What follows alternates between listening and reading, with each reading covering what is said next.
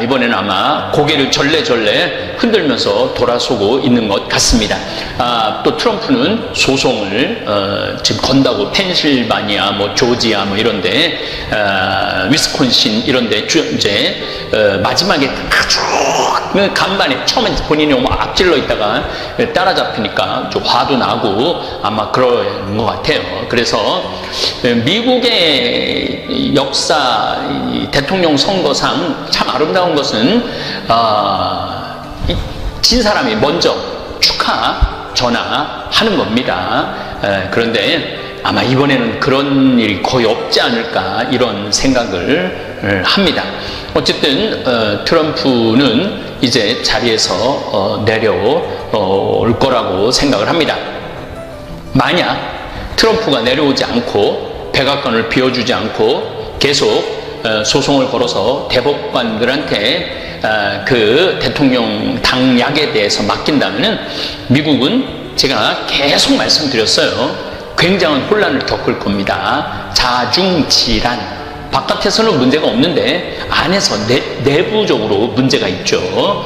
정말 트럼프가 나라를 생각한 이 세계 제1의 패권 국가라고 말씀드렸죠. 군사적으로 220개 나라가 되는 전 세계 나라가 미국하고 싸워도 미국을 이길 수가 없습니다. 경제적으로도 마찬가지죠. 미국의 손이 뻗치지 않는 지역은 단 한 군데도 없다고 봐야 돼. 하다못해 북한도 지금 미국이 국경을 폐쇄했기 때문에 북한도 저렇게 고통을 겪는 거예요. 그러니까 전 세계의 군사력, 경제력을 절대적으로 쥐고 있는 나라가 미국입니다. 그래서 미국이 전 세계에 평화를 이룰 수 있는 나라이기도 하고 전 세계를 먹여 살릴 수도 있는 나라입니다. 대통령이 국민들이 자기네들이 제1국가라는 인식을 가진다면은 좀 크게 생각을 해야 되는데 이 트럼프는 미국 우선주의. 그래서 아주 큰 국가인데 아주 쪼잔한 국가로 만들었어요. 지금 11월 3일, 4일 여러분들 지금 투표 때문에 미국 투표 때문에 정신이 없지만은 저는 너무너무 지금 이제 5천만 명이 이제 넘어가고 있어요. 이 코로나19가 5천만 명이 넘어가고 있고 미국은 1,000만 명이 넘어가고 있어요. 5분의 1이 미국에서 발생합니다. 11월 5일 상황도 하루 확진자가 11월 4일은 12만 명인데 11월 5일 날은 10만 5천 명입니다. 우리나라는 지난 국회의원 선거 4.16 국회의원 선거할 때 얼마나 방역을 철저히 했습니까? 그래서 확진자가 그 투표 장소에서는 거의 한 명도 안 나왔죠. 그런데 지금 미국은 개념이 없는 거예요. 특별히 국가 원수, 국민들의 생명을 책임져야 되는 국가 원수가 코로나에 대한 인식이 제가 보기엔 중고등학교 수준도 못 되는 것 같아요. 세계 제1강대국가 대통령이 코로나19를 정확하게 인식하지 못하고 1,000만 명이나 되는 미국 국민을 감염으로 몰아세웠습니다. 본인 트럼프도 코로나19에 걸렸었지만 미 국민 아메리카 합중국 현재 23만 9,829명이나 사망을 했습니다. 미국이 하루에 10만 명, 물론 인구가 많긴 하지만 우리나라보다 한 6배 정도 많죠. 많긴 하지만 우리나라는 미국이 1,000만 명 걸릴 동안 우리나라는 2만 7천 명밖에 안 걸렸어요. 오늘 좀 확진자가 늘어났죠. 할로윈데이인가 뭔가 때문에 사람들이 좀 모이는 바람에 125명이 늘어났고 사망은 1명입니다. 미국은 하루에 얼마씩 죽느냐면은 1,000명씩 죽어. 1,000명. 그래서 이런 통계가 나옵니다. 우리나라하고 미국하고 코로나19 대응을 보면은 1000분의 1. 미국이 1000에 지금 바이러스에 감염이 된다면 우린 1000분의 1, 대한민국은 1이라는 거예요. 오늘 1명 죽었고 미국은 1000명 죽었죠. 유럽하고 우리나라하고 비교를 하면 300분의 1. 우리나라가 이렇게 방역을 잘하는 거죠. 저는 제가 언젠가 토요 특강에서 트럼프와 듣는 마음으로 이라는 주제로 강의를 했어요. 그것도 코로나19에 대한 인식이 트럼프가 들어야 되는데 이 대통령이라는 사람이 듣지를 않아요. 전문가들의 말을 듣지 않고 마치 자기가 전문가이냐? 코로나19 브리핑을 한동안 본인이 나와서 했죠. 우리나라는 보건복지부 장관, 차관, 그리고 질병본부 정은경 이쯤 총장이 됐지만은 그런 전문가들이 나와서 딱딱딱딱 브리핑을 했는데 이 트럼프는 이 상황을 모르고 미국 국민을 정말로 공포로 몰아넣은 거죠. 아마 사실 트럼프가 미국 세금도 낮춰주고 일자리도 많이 지켜주고 중국을 아주 보기 좋게 견제하는 것도 좋고 또 미국 사람들 내에서는 불법 이민자 차단해주고 허물도 많지만 경제 문제 잘하고 트럼프의 정책이 사나이답고 마초 같아서 또 미국의 국익을 생각해서 트럼프를 지지하는 샤이 트럼프들이 있었어요. 그럼 어떤 사람들이 트럼프를 반대하느냐? 지도자 깜이 못 되는 거죠. 사실은 이 사업하는 사람이 대통령이 된다는 건요 상당히 위험한 겁니다. 우리나라도 이명박 대통령이 사업을 하다가 대통령이 됐죠. 이 정치를 사업으로 보면 절대 안 됩니다.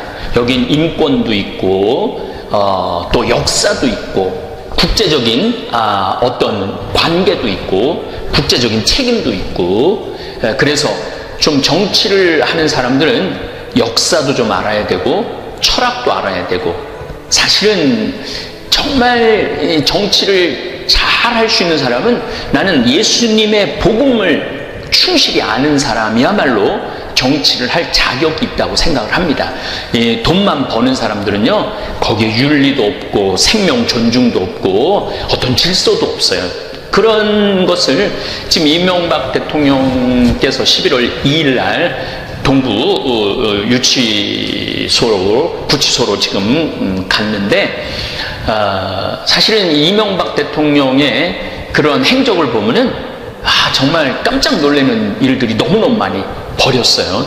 그런데 그걸 부끄러워하지 않는 거죠. 본인이 그렇게 한 것은 다 잘한 거라고. 평생을 그렇게 살아왔으니까. 트럼프도 저는 마찬가지라고 생각을 해요.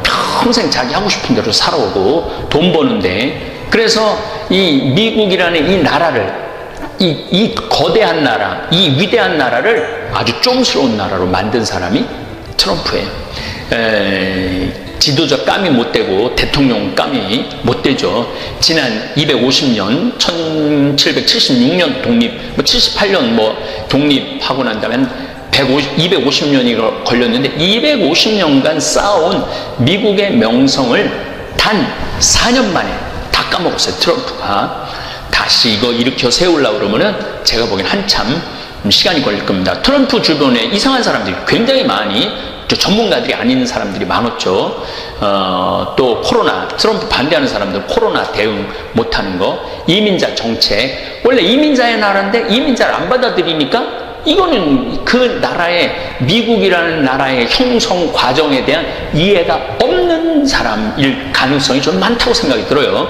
제가 이제 요거 강의 끝에 또 조금 더 미국의 형성 과정에 대해서 설명을 드리겠지만 미국은 유럽 사람들이 미국 원주민들, 아메리카 원주민들 다 죽이고 뺏은 나라예요. 그래갖고 그 기가 막힌 자원, 그 좋은 토양, 그 어마어마한 그 부를 누리고 살고 있는 게 지금의 미국입니다.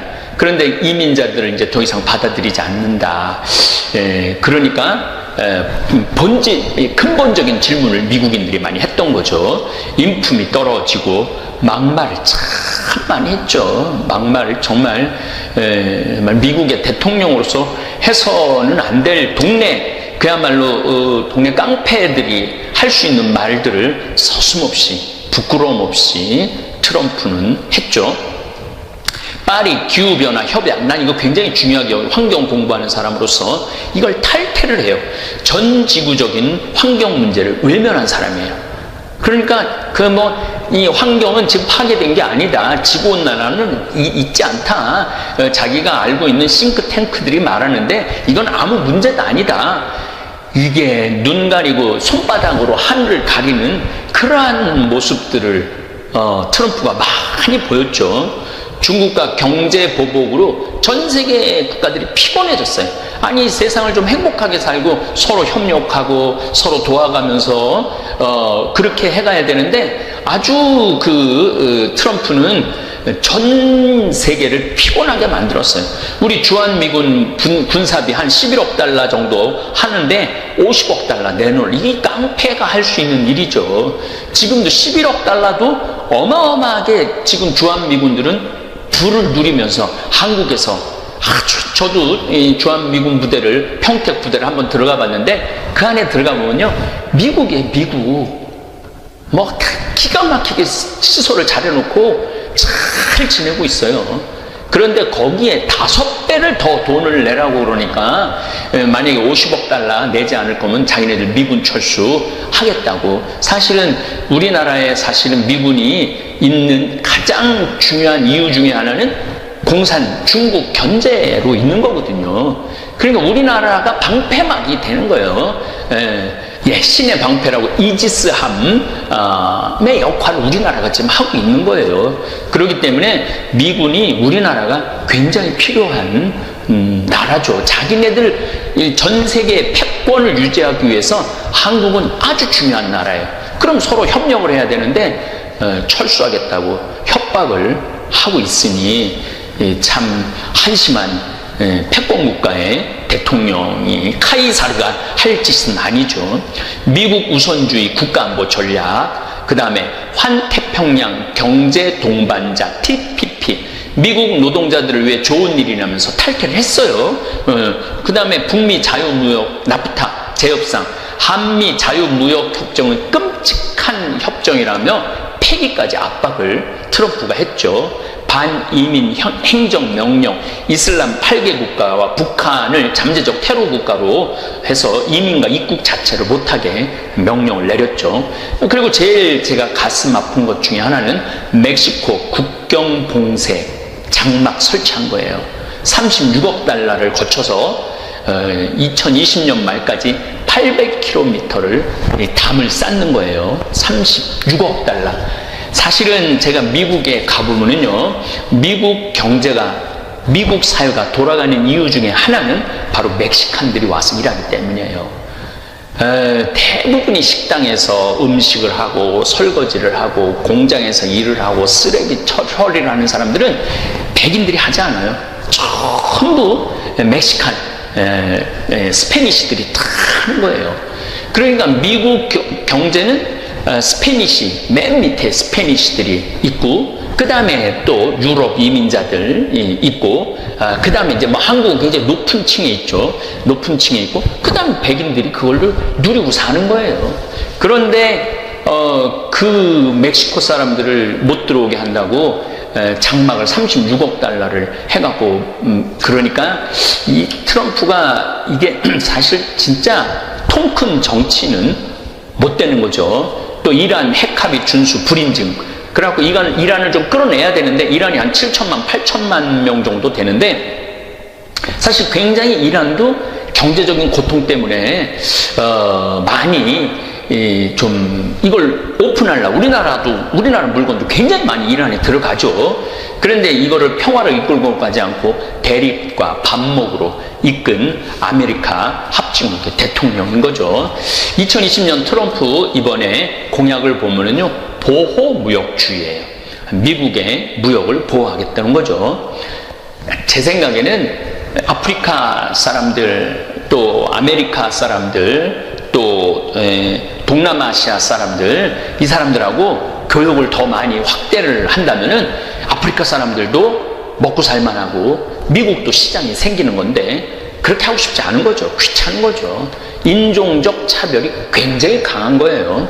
미국 우선주의 정책, 미국 우선이다 이거예요. 그래서 Greater America, 다시 Again Greater America, 위대한 미국을, 뭐가 위대한 미국을 다시 한다는 거예요? 지금 이미 위대해 있는데, 그러니까 그런 것에서 이 트럼프는 끝도 없는 헛발질을 하고 있는 거예요. 미국 적대시 정책을 하겠다 이거죠. 근데 이건 미국 국민들도 중국을 밟는 거를 좋아하는 거 있어요. 전 미국 사람들이 다 마찬가지예요. 바이든도 대통령이 되면은 아마 중국 밟을 겁니다. 제가 미국이라는 나라, 물론 위협이 될 수 있죠. 위협이 될 수는 있지만은 이거를 평화로 근데 인간이라는 게 이게 나중에 내가 창세기 강의할 때 얘기하겠지만은 인간은 이거 불완전한 존재들이에요. 그렇기 때문에 참 어처구니 없는 정책이 많이 나오죠. 코로나19 책임을 중국에게 묻겠다는 것도 공약입니다. 그리고 중국이 미국 코로나 백신 및 기술을 해킹 시도했다는 주장. 중국 통신기업 화웨이 견제하겠다는 거, 이게 공약이에요. 합법 이민도 대폭 축소하겠다는 거예요. 이민자들의 나라임에도 불구하고. 지금 여러분들 사실 미국을 가보면은요, 그 몇몇 대도시들 빼고는요, 아직도 어마어마하게 넓은 땅이 그냥 있어요. 그냥. 그 땅의 크기라는 건 상상도 못할 만큼 넓은 땅을 갖고 있어요. 불법 이민 차단, 국경 장벽 강화, 부유층 대기업 친화 정책, 외국인보다는 미국인, 그 다음에 영주권 비자 발행 줄이기. 그냥 미국의 문을 틀어막겠다는 거죠. 이게 공약이에요. 내가 미국 대통령으로 한다면은 아프리카 말라리아 퇴치, 그리고 아프리카 경제 활성화, 또 남미, 지금 아르헨티나도 불안하고 브라질도 불안하잖아요. 남미 경제 부흥, 원조, 난 이런 거로 해서 좀 더 전 세계를 하나로 보고 시장을, 원래 시장이라는 게 미국 정책이 식민지를 거의 두지 않아요. 전 세계를 상대로 해서 사업을 하겠다는 거였는데 이런 거를 트럼프가 까먹었나 봐요. 그래서 또 유대인 우선 정책으로 이스라엘의 공식 수도리, 제가 미국 예루살렘에 가 있을 동안 이걸 발표를 하죠. 미국이 그래서 외교적 고립을 자처하고 이슬람과 중동과 대립을 끌어내는 그런 어처구니 없는 지지를 한 거죠. 샤이 트럼프 지지자들, 그러니까 나는 트럼프 별로 안 좋아해, 근데 가서 찍는 사람들, 트럼프 대통령이 국민들에게 많이 돌려줬다 이거예요. 세금을 돌려주고 외국으로 나간 일자리도 이제 전부 다 이제 사람들이 외국으로 다 내보내고, 좀만 교통 잘못해갖고 영주권 아니면 다 쫓아내고 그렇으니까 완전 고용이라고 그럴 정도로 일자리 돌려줬기 때문에 트럼프가 좋다는 거예요. 그러니까 이번에도 바이든 처음에 개표할 때는 바이든이 밀렸죠. 원래 밀리면 안 되는 건데, 하여튼 이번 정부는 한 번은 바뀌어야 되지 않을까, 그런 생각을 저는 합니다. 57년 만에 최저 실업률을 기록했다고 그러고, 경제가 살면서 달러 가치가 높아졌고, 미국 자체만 행복하려고 그랬던 거죠. 미국인의 삶의 질도 높아졌고, 전 세계에서 욕하는 소리는 안 들리는가 봐요.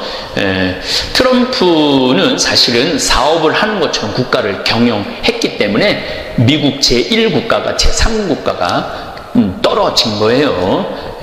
사실 트럼프 대통령이 되면서 사업하기가 편해졌다고 하고, 대통령이 바뀌면 사업 환경이 다시 바뀌기 때문에 트럼프를 많이 찍어주는 거죠. 우리 입장에서는 바이든이 대통령이 되든 트럼프가 대통령이 되었든 좋아질 건 없어요. 우리나라는요, 꽃놀이패예요. 우리나라는 중국 입장에서도 꽃놀이패고, 일본 입장에서도 우리나라는 꽃놀이패고, 미국 입장에서도 우리나라는 꽃놀이패예요. 우리나라 지금 미국 무기를 우리가 얼마나 많이 샀어요. 몇십 년 동안 끝도 없이 무기 사죠. 경제 또 기침하면은 우린 독감 걸리죠. 이 미국에 줄을 쓸 수밖에 없잖아요. 그런데도 이 한국에 대해서 겁박하고 협박하는 한미 동맹이란 말은 지속적으로 하지만 트럼프는 그냥 아주 앞뒤 재지 않고 그렇게 이야기를 하죠. 남북한이 평화 통일을 이루면은 이제 우리나라가 꽃놀이패가 됩니다. 우리나라 입장에서 우리가 이제 다른 나라들을 꽃놀이패로 만들 수 있어요. 중국은 어차피 이 태평양으로 나가려면 우리나라를 통해야 되고, 미국, 일본도 이 아시아, 중동아시아로 유럽으로 가려고 그러면 우리나라를 통해서 가면은 완전히 우리나라가 전 세계 한가운데 핵심이 될 수가 있는 거예요. 그러니까 우리나라 통일을 그렇게 많이 원하지 않는 거예요. 북한은 미국하고 전쟁할 생각이 전혀 없는 나라입니다. 북한은. 그래서 여러분들 어쨌든 이제 선거는 끝났고 미국의 민심은 트럼프한테 등을 돌린 것 같아요. 그래서 또 이제 바이든이 또 어떤 정책을 들고 나올 건지는 제가 미국에 대한 이해를 말씀을 드리면서 강의를 계속 하도록 하겠습니다. 자, 이제 미국이라는 그 아메리카 대륙을 유럽인들이 갈 수밖에 없었던 이유는 유럽 지중해 무역의 몰락입니다. 오스만 투르크 제국이 메흐메트 2세가 19살인가 20살 때, 22살 때인가, 나도 알렉산더처럼, 알렉산더가 인도까지 정복을 했잖아요. 그러니까 자기도 콘스탄티노플, 동방 가톨릭의 아주 핵심인, 거기를 콘스탄티노플을 내가 함락시킬 거다. 그래갖고 어마어마한 공성전이라고 그러죠. 이 벽을 4m가 넘는 벽을 뚫는 토를 어마어마하게 쌓아갖고 결국은 동로마 제국이 멸망을 하고, 그리고 그 후로 그리스 아테네까지 정복을 하죠. 그리고 아라곤이라고 동지중해 아라곤, 이제 지금으로 말하면 스페인 지역이에요.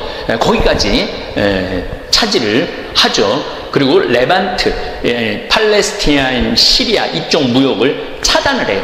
다시 말씀드려서 무슨 얘기냐 하면은 오스만 세력은 중부 아드리아해까지, 크로아티아 직전까지 뻗어나가기 시작을 하죠. 그리고 베네치아의 영토였던 크레타 섬을 정복하면서 유럽 지중해, 그러니까 프랑스, 영국, 이탈리아까지 이 비단길 무역을 비단하고 후추, 향신료, 이거를 아주 어마어마한 향신료가 넘나들었는데 딱 오스만 투르크 이슬람 세력이 딱 가운데 버티니까 항로가 없어진 거예요. 당시 블루칩으로 여겨졌던 향신료를 안정되게 공급받을 수가 없는 거예요. 그래서 이슬람 국가인 오스만 제국이 지중해 해상권을 다 장악하니까 이때부터는 지중해 중심 정치 경제가 서유럽 신항로 개척으로 이어지는 거예요. 다 이 지도가 나갈 겁니다. 유럽에서 지중해를 통해서 레반트 지역을 통해서 중동을 통해서 페르시아를 통해서 두낭, 이 비단 중국까지 장안까지 심지어 우리나라까지 옛날에는 이 비단길이 이어졌는데 이슬람이라는 국가가 버티고 있는 거죠. 가톨릭이 이슬람하고 대치가 되니까 가톨릭 국가였던 서유럽 국가들은 그러면은 우리가 이 비단길을 포기하고 해상으로 인도로 가자. 그래갖고 인도 해상길을 계속 찾게 된 거죠. 그래서 결국은 인도로 가는 아프리카. 자, 이제 여러분들이 이제 요거는 이제 그러면은 유럽에서 어떻게 아프리카 희망 케이프타운을 위해서 인도로 갔느냐? 이게요. 파도가 이렇게 해안선에서 한 20km, 30km 넘어가면은 떨어지는 줄 알았어요. 이 직사각형으로. 그때 막, 이제 제가 창세기에 말씀을 드렸죠. 이제 막 지구가 둥글다라는 얘기는 들었지만은 보통 선원들은 의식이 저 끝에 가면은 완전 레비아탄, 바다 괴물한테 떨어진다고 생각을 했어요. 그래갖고 또 파도도 세갖고 이 배들이 그 큰 파도를 이기지 못하는 거예요. 그래서 어떻게 해요? 그 해안선 한 10km, 그러니까 계속 해안이 보이는 거야. 유럽, 이제 포르투갈, 스페인에서부터 쭉 내려오면은 서아프리카를 계속 따라오면서 해안선이 보이는 거예요. 그래갖고 만약에 물이 떨어지고 식량이 떨어지면은 아프리카에 이제 배를 대고 또 식량도 물도 구해갖고 또 가고 그래갖고 인도를 발견을 하게 된 거죠. 이제 이런 식으로 신항로 개척을 하게 되는 거예요. 그런데 크리스토퍼 콜럼버스는 그쪽 지구가 둥글다면은 그냥 쭉 서쪽으로 가면은 서쪽에 인도가 있으니까 되지 않느냐. 대항해 시대 때 그런 생각을 해요. 15세기, 그러니까 1400년부터 유럽인들이 항해수를 발전시킵니다. 이제 지구가 동그랗다는 생각을 하고 아메리카로 가는 항로와 아프리카를 돌아 인도와 동남아시아, 특히 인도네시아에 후추를 만드는 생산하는 섬이 있었어요. 그리고 동아시아로 가는 항로, 일본까지 가는 항로를 발견하고 최초로 세계 일주를 하는 다양한 지리상의 발견을 이룩한 시대를 말하는 겁니다. 그러니까 지중해에서 이제는 전 지구에 몰랐던 거죠. 북아메리카, 남아메리카가 있었던지 몰랐던 거죠. 자, 여기서 잠깐 여러분들한테 제가 중요한 말씀 하나 드리겠습니다. 요즘 성경 특강에도 나가고 있지만은 서유럽 중심의 세계관을 우리는 가지고 있어요. 지금도 우리는 대한민국의 이제 세계관을 가지고 있어야 돼요. 제가 말씀드렸죠. 대한민국이 전 세계에서 정가운데가 될 수 있다고. 우리의 가치관을, 우리의 세계관을 가지고 있어야 돼. 대한민국이 그런 우리의 세계관을 남한도 갖고 있고 북한도 갖고 있으면은 북한도 이 남북한이 평화를 통일을 하면 우리가 대륙으로도 얼마든지 나갈 수 있고 대양으로도 얼마든지 나갈 수 있다. 이런 근본적인 코페르니쿠스적 전환을 해야 돼. 코페르니쿠스가 지구가 평평하다고 그랬는데 아니야, 동그래. 어마어마한 변화를 갖고 온 거죠. 그래서 어쨌든 포르투갈의 엔리크라고도 그러는데 엔리크 왕자를 주축으로 해서 전부 다 리스본에다 다 사람을 모아요. 그래갖고 연구를 해요. 항해술도 공부하고 그 다음에 이 천문학도 공부를 해갖고 15세기 초중반에 이 엔리크 왕자가 대서양 방면에 해외 진출의 교두보가 됩니다. 그리고 이제 스페인에 가서 이제 포르투갈 가서 하니까 이탈리아가 원래 이탈리아 사람이에요. 콜럼버스. 이탈리아는 아예 바깥으로 나갈 생각 자체를 못했죠. 그건 꿈도 못 꿨어요. 그래갖고 이제 스페인에 가 포르투갈에 가서 나 좀 좋아보라. 내가 이제 인도 항로를 찾겠다. 그러니까 야 어려워 반푼어치도 없는다. 저기 나가갖고 살아보고 돌아온 사람은 하나도 없다. 멀리 나가갖고 그러니까 이제 이사벨 스페인 여왕한테 가갖고 설득을 하죠. 어쨌든 크리스토퍼 콜럼버스 유럽 아메리카 항로 개척이 있고 바스코 다가마의 아프리카 남단을 통한 인도 항로 개척이 된 거예요. 아까 말씀드렸죠. 유럽에서부터 계속 해안선을 따라 그래갖고 바스코 다가마가 인도의 인도 서쪽에 도착을 하죠. 이거 대단한 일입니다. 그 다음에 페르디난드 마젤란이 세계 일주가 돼요.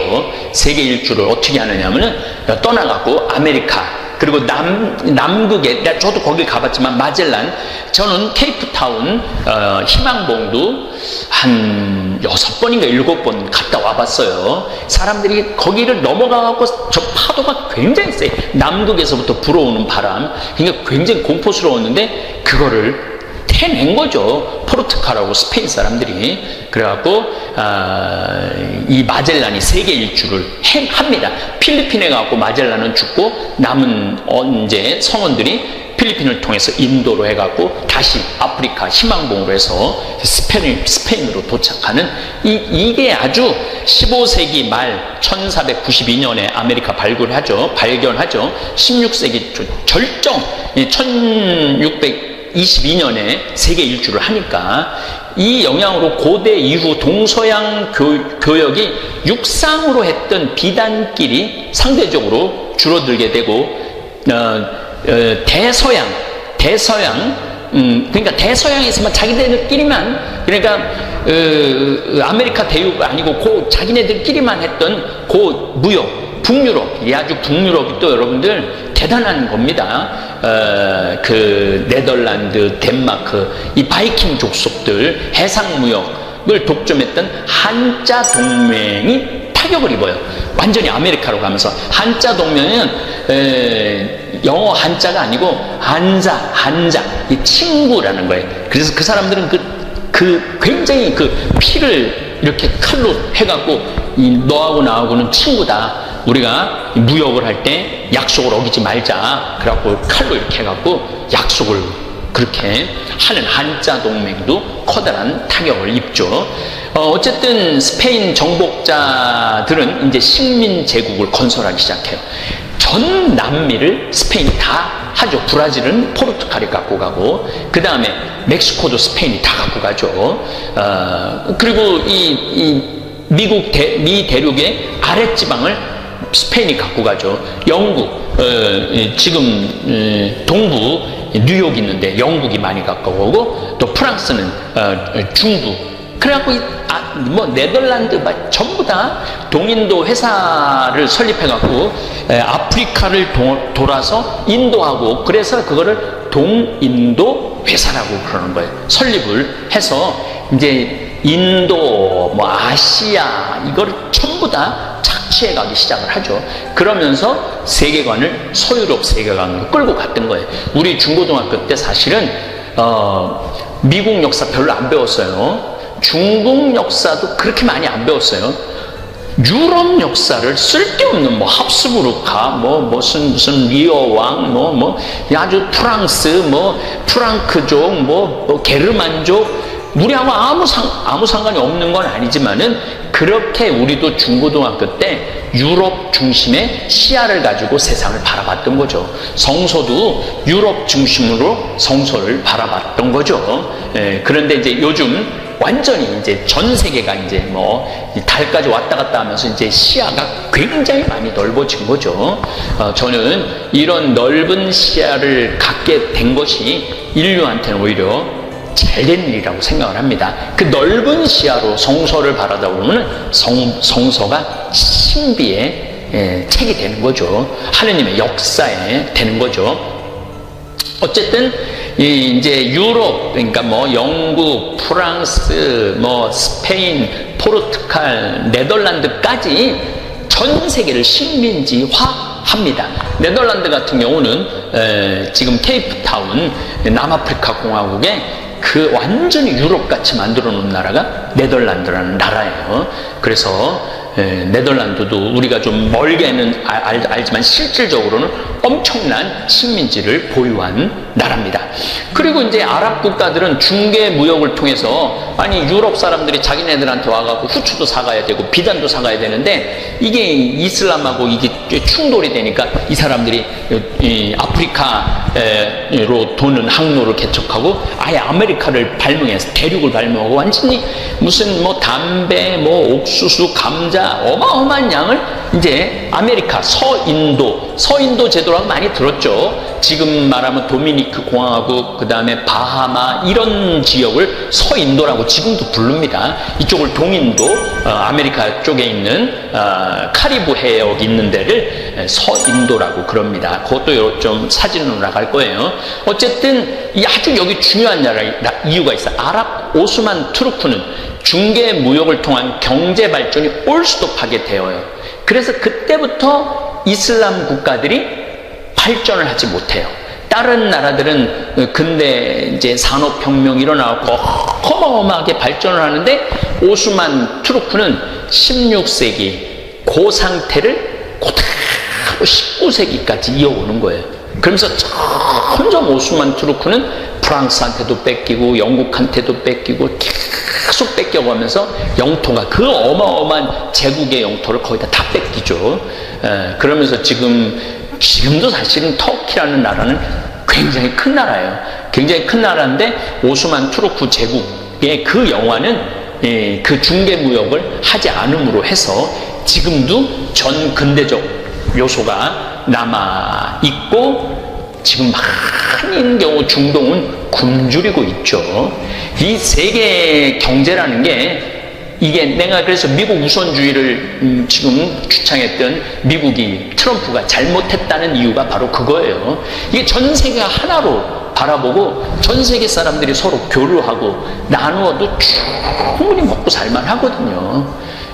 그런데 그러한 일들을 못했던 거죠. 향해술까지만 얘기를 하겠습니다. 유럽인들에게는 중국에서 들어온 나침판, 요게 페르시아로 들어와요. 그 나침판이 유럽인들 손에 들어갑니다. 그래서 그전에는 원양항해에 아주 필요한 지시나 기술이 없었어요. 현재에 대한 정보는 당연히 거의 없었죠. 그러니까 아메리카라는 거, 중국, 인도 존재는 이게 연결은 되지고 물건이 왔다 갔다만 하지, 이게 몇몇 여행기에서 이 마르코폴로 뭐 이런 거에서는 있긴 있는데 정확한 지식 정보가 없었던 거죠. 그러나 이슬람과 교류를 통해서 전래된 나침판, 아스트롤라베, 관측용, 계시용이에요. 요거 이렇게 여러 가지, 요거 저기 사진으로 나갈 겁니다. 과학기계, 그 다음에 4분의 매월 1월 초 북쪽 하늘에서 나타나는 유성우, 페르세우스 자리 유성우, 쌍둥이 자리 유성우와 함께 3대 유성우를 보면서 저쪽이 북쪽이라는 걸 알게 되죠. 그리고 뭐 저도 지금 요즘 맨날 화성하고 금성이 이렇게 막 뜨면서 서로 위치를 바꿔 가요. 그리고 저는 북극성을 정확하게 찾을 수 있죠.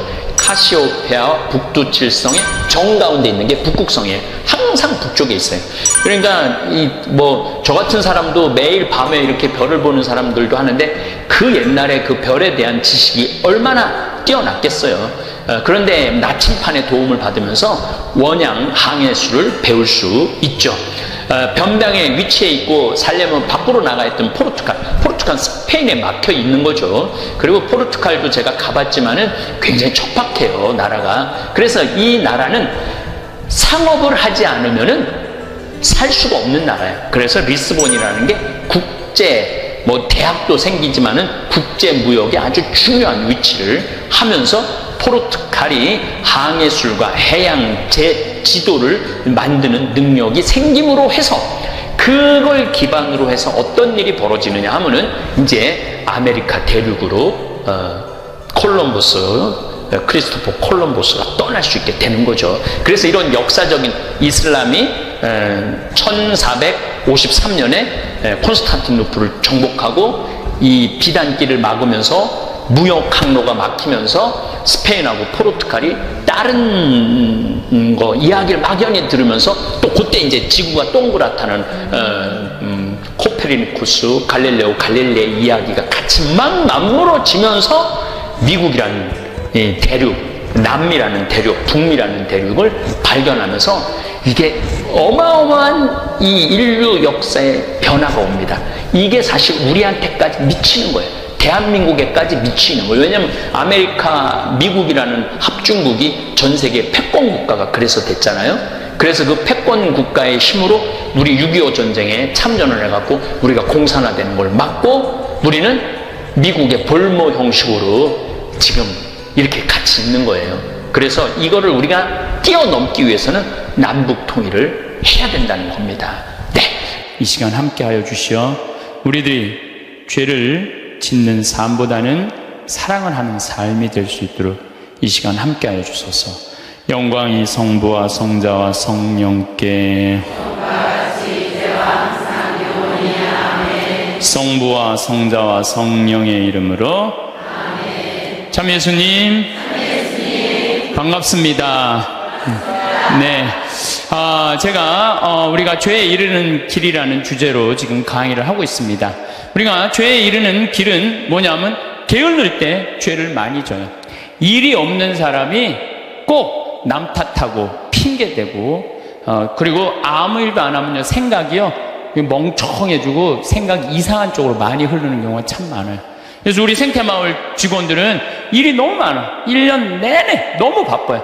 사실 우리 생태마을 이렇게 보면은 1월달, 2월달은 콩을 600가마를 삶아요. 1월달, 2월달 콩을 600가마. 그러니까 그냥 솥 큰 거 10개를 가지고 하루에 4가마 삶기가 바빠요. 왜냐하면 콩은 한 6배 정도 불어나거든요. 그러니까 그냥 요즘 우리 생태마을 직원들이 신부님 청국장 좀 그만 팔라고 힘들어 죽겠다고. 그래서 콩 하죠. 또 1월달, 2월달은 아토피 아이들 힐링 캠프를 해요. 아토피가 먹을 거리가 중요하거든요. 그래서 아토피 하지. 또 이제 3월달 되면 거름 또 우분하다가 거름 다 피지.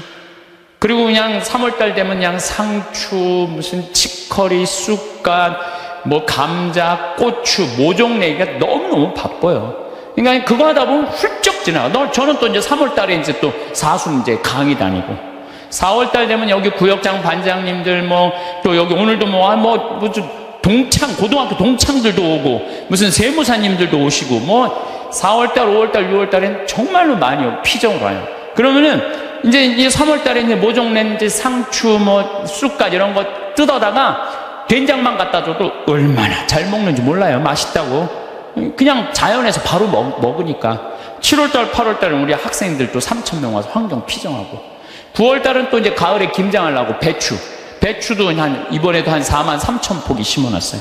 무는 10만 개 심고, 고추는 4,000근 해고, 일이 얼마나 많은지 몰라요. 예. 그러면 이제 9월달 또 이제 10월달 되면 이제 김장하기 시작해. 11월, 12월달까지 해요.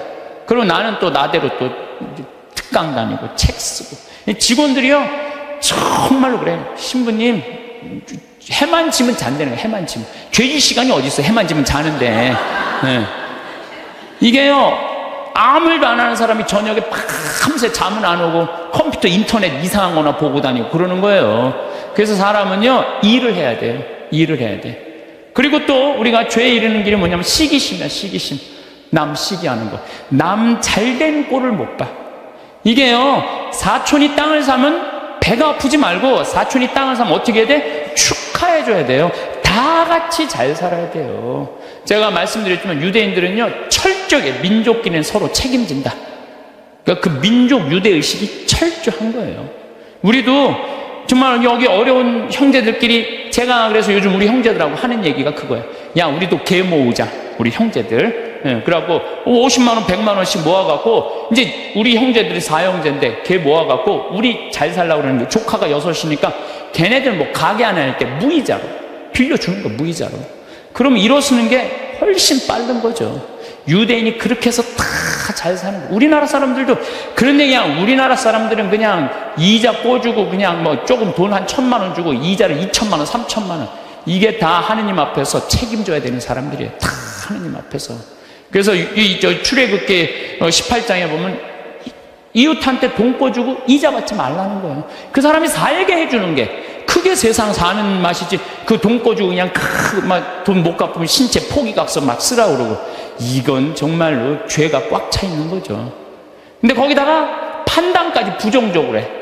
그냥 자기 눈에 있는 들보 끊을 생각하는, 남의 눈엔 티끌만 찾아내려고. 여러분들 신앙생활하는 이유가 뭐예요? 나의 잘못을 자꾸 수정하는 거죠. 자꾸. 그래서 막 건강한, 예수님, 하느님 완전한 것처럼 너희도 완전하라고. 그런, 내가 그렇게 완전을 향해서 노력하는 것이 좋은 거죠.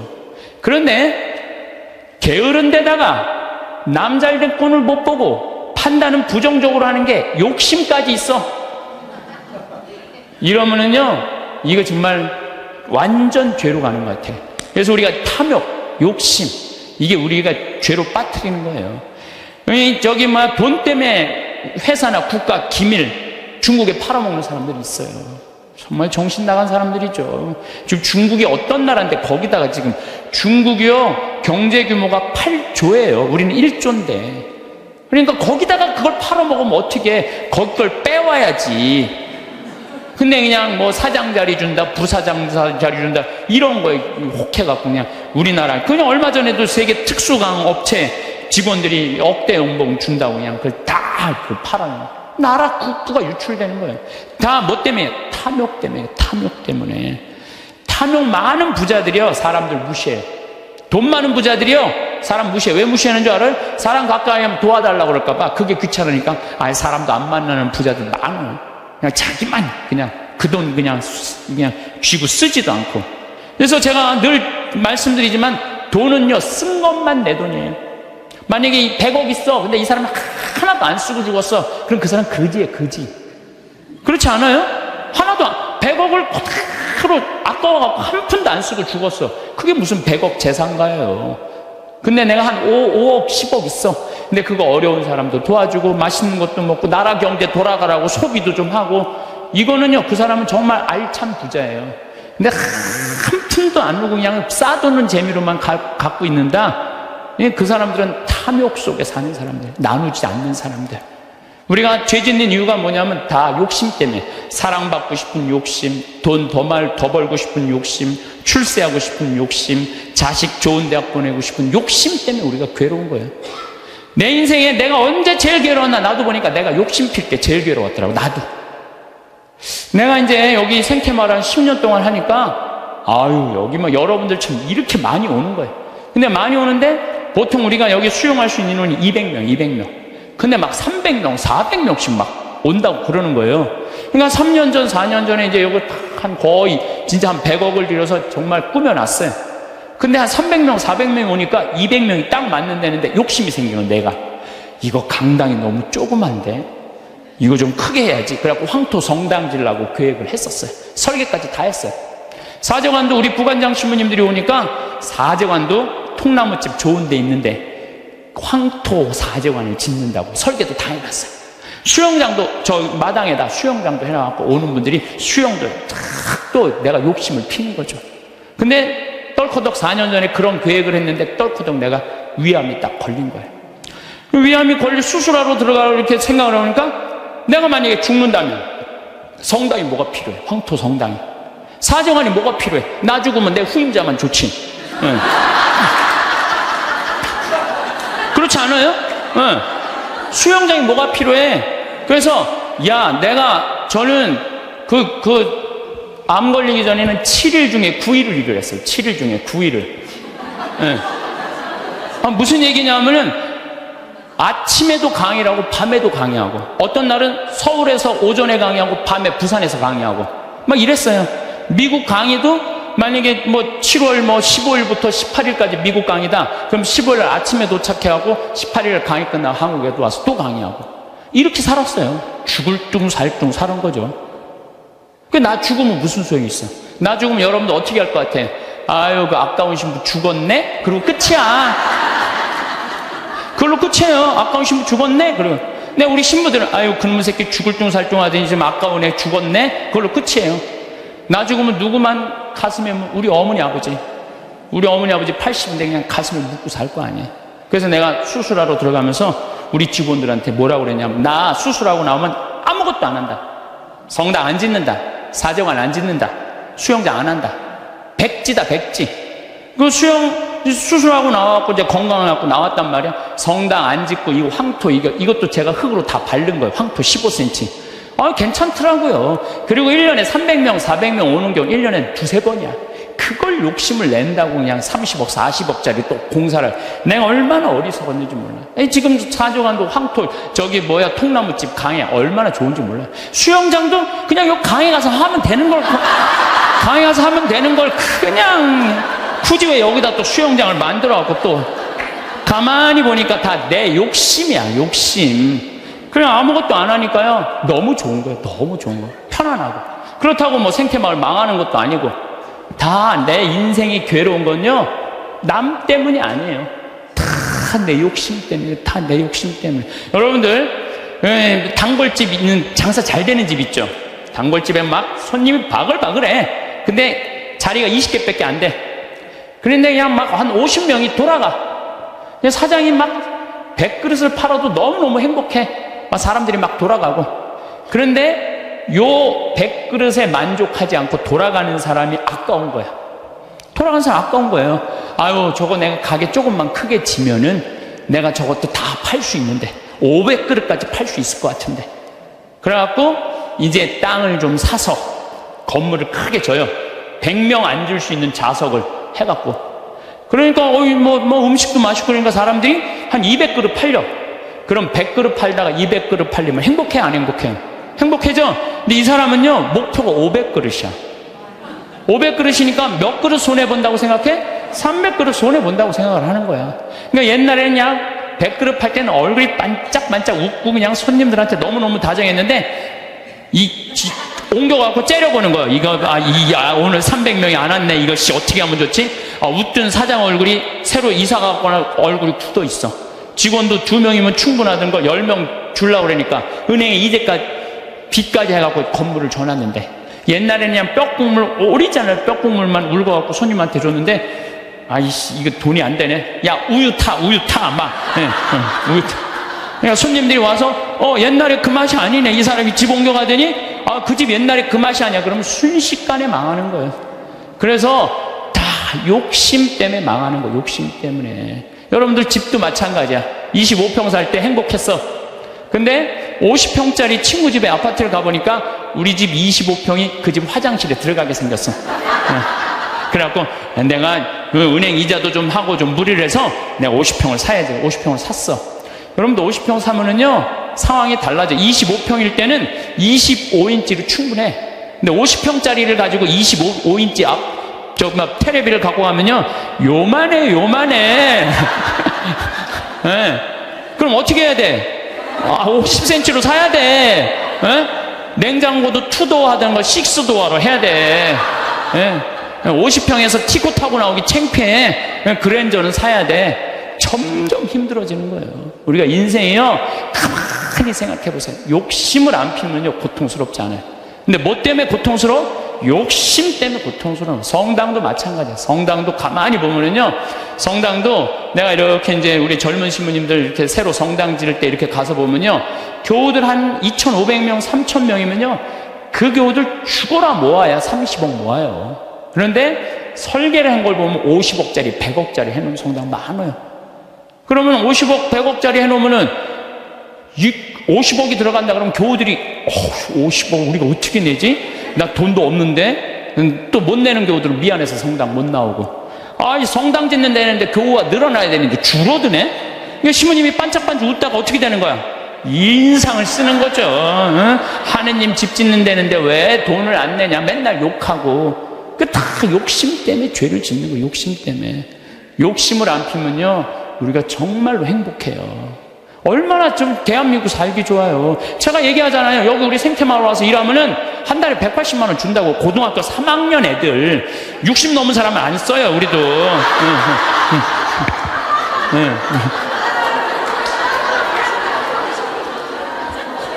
아니 그랬더니 많은 분들, 신부님 노인들한테 강의하면서 살아라면서 왜 60? 우리는요, 우리 직원 23명이 다 60이 다 넘어서. 그래서 우리도 세대 교체가 필요해. 그래서 지금 최고 나이 많은 직원 70에 70. 근데 우린 안 내보내요. 74인가? 최고 나이 많은 직원. 우린 안 내보내요. 일을 할 수 있을 때까지 우린 안 내보내는 게 기본 목적이에요. 왜냐면 젊은 애들 이제 들어와야 된다. 그래서 고등학교 3학년 애들 180만 원 준다니까, 3달. 실습 3달, 그걸 주나면, 그러면 한 달에 200만 원 먹여주고, 재워주고. 얼마나 좋아요. 그런데 여기를 안 오는 거예요. 여기를. 왜? 내 자식만은 연봉 3천, 4천만 원 되는데 보내고 싶다는 거예요. 여러분들, 미국 사람들이요, 얼마 버는 사람이 제일 행복한 줄 알아요? 4만 달러 버는 사람들이 제일 행복하대요. 이 연봉. 그래서 4만 달러면 얼마냐면 우리나라 4천만 원, 4천만 원. 4천만 원이면요, 우리나라에서 300만 원 정도 버는 사람이요, 미국에서 제일 행복하대요. 근데 우리나라 사람은 어떤 줄 알아요? 500만 원을 한 달에 벌어도 자기네들은 저소득자라고 생각을 하는 거예요. 500만 원을 벌어도. 대한민국 사람들이 지금 얼마나 욕심이 많은지 몰라요. 욕심. 진짜 욕심.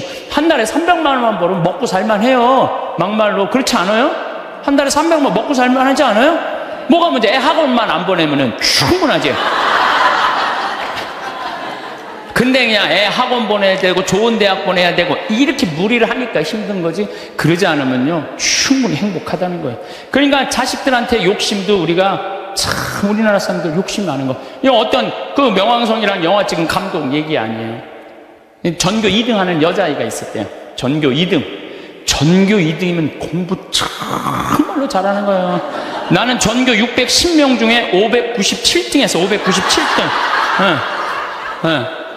전교 2등이 뭐야? 난 전교 100등 안에만 들어도 원도 한도 없겠어. 근데 2등 하는 애한테 엄마가 맨날 그러는 거야. 조금만 더 하면 잘할 수 있을 텐데 왜 1등을 못 해오냐 이거야. 얘는 근데 죽을 만큼 해도 그 1등을 못 따라가는 거야. 죽을 만큼 해도 1등을 못 따라. 얘는 얼마나 힘들겠어. 근데 한번 1등 하는 애가 뭐 몸이 아팠는지 어땠는지 시험을 잘못 봐갖고 얘가 전교 1등을 한 거야. 그래갖고 엄마한테 1등 딱 성적표를 주고 딱 네 말하고 죽었어요. 이제 됐지. 엄마 욕심 채웠으니까 이제 됐지 하고 아파트에서 때리면서 죽은 거예요. 이렇게 지금 우리가 자녀들을, 우리들 욕심 때문에 수도 없는 아이들이 죽어나가고 있어. 영원히. 수도 없는 애. 아니 머리가 안 돌아가는 애한테 공부하라 그러면 돼요. 머리가 안 돌아가는 애한테 뭐라 이래라 그래야지. 공부하라 그러면 돼요. 그래서 제가 항상 하는 얘기가 그 얘기예요. 포크레인 가르치라 이거. 포크레인, 트랙터, 용접 기술이요 정말 좋은 거예요. 그런 것들이 시간 가는 줄 몰라요. 일 열심히 하고 그러면 사는 게 재밌거든요. 욕심 때문에 우리가 고통을 겪는 경우가 너무 많아요. 여기 계신 여러분들, 혹시 빚 있는 분들 걱정하지 말아라. 빚도 갚다 못 갚으면 죽으면 되지 뭐 걱정이야. 그걸 뭐 걱정하고 그래. 갚다 못 갚으면 죽으면 되지. 내가 자살하라는 게 아니에요. 여러분들 지금 빚 걱정한다고 갚아져요? 갚아지는 게 아니잖아요. 근데 그냥 빚에 눌려서 사는 기쁨이 하나도 없어. 근데 미국 사람들은요 30살에 은행에다 대출해갖고 집을 사요. 평생 갚아요. 평생. 그러니까 빚 갚는 건 갚는 거고 사는 건 사는 거야. 그러니까 여러분들 아파트를 샀어. 그러면은 10년 갚을 거 20년에 갚으면 되잖아. 나눠서 갚으면 되잖아. 참 아무것도 안 쓰고 죽을 둥살둥 10년 갚았어.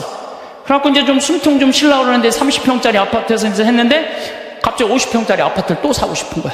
그럼 또 대출 받아갖고 50평 죽을 평생 그냥 돈 한 푼도 못 쓰고 집만 늙히다가 죽는 사람들 많아요. 그런 사람들 많아요. 뭐하러 살아? 조금 빚을 천천히 갚고 때가 되면 갚아지는 거니까. 그건 뭐 여행도 다니고 먹고 싶은 것도 먹고 그러고 살아야지 사는 게 즐거운 거 아니에요.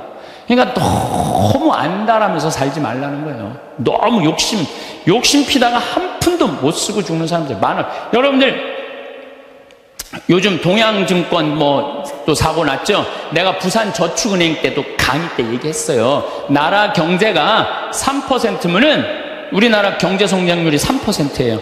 그러면은 이자 3% 이상 주는 은행은 없어요. 나라 경제 성장률이 7%면은 이자 7% 줄 수 있어요. 근데 우리나라는 지금 10년 이상 지금 3%에서 왔다 갔다 해요.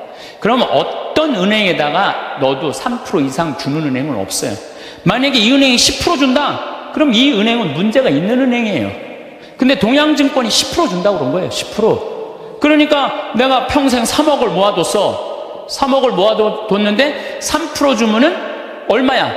한 달에 많이 받아 100만 원 받는 거예요. 근데 10%면은 3억이면 얼마냐면은 그래도 한 달에 거의 한 300만 원 받는 거야. 그러니까 이 100만 원하고 300만 원하고 어떨 것 같아요? 여러분들 어느 걸 선택할 것 같아요? 300만 원을 선택할 거 아니야. 그래서 동양증권에 맡기는, 그래 2조 원이 다 날아가는 거 아니야. 2조 원이. 욕심 때문에 인생이 괴로운 거예요. 그럼 이분은 3억 모으느냐고 평생 먹고 싶은 거 쓰고 싶은 거 안 하고 3억을 60에 딱 모았어. 이번에 25%, 65세 이상 25%가 여기 동양증권에 돈 날린 분이 25%가 65세 이상이래요. 예. 그러니까 이분들 이제 3억을 모아갖고 어떻게? 동양증권에 맡기면 한 달에 300만 원 나오니까 생활비 된다고 맡긴 거야. 그러면 평생 한 푼도 못 쓰고 3억 날라가니까 남은 인생도 한 푼도 못 쓰고 죽는 거예요. 그러니까 하나도 못 쓰고 죽는 사람들이 많아요. 그래서 제가 항상 하는 얘기가 그래요. 내 신조는 뭐냐? 그 달에 번 건 그 달에 다 쓰자. 이게 내 신조. 그 달에 번 건 그 달에 다 쓰자. 이게 엉뚱하게 들릴지 모르지만요. 지난번 2008년 리먼 브라더스 미국 경제 위기 왔을 때요.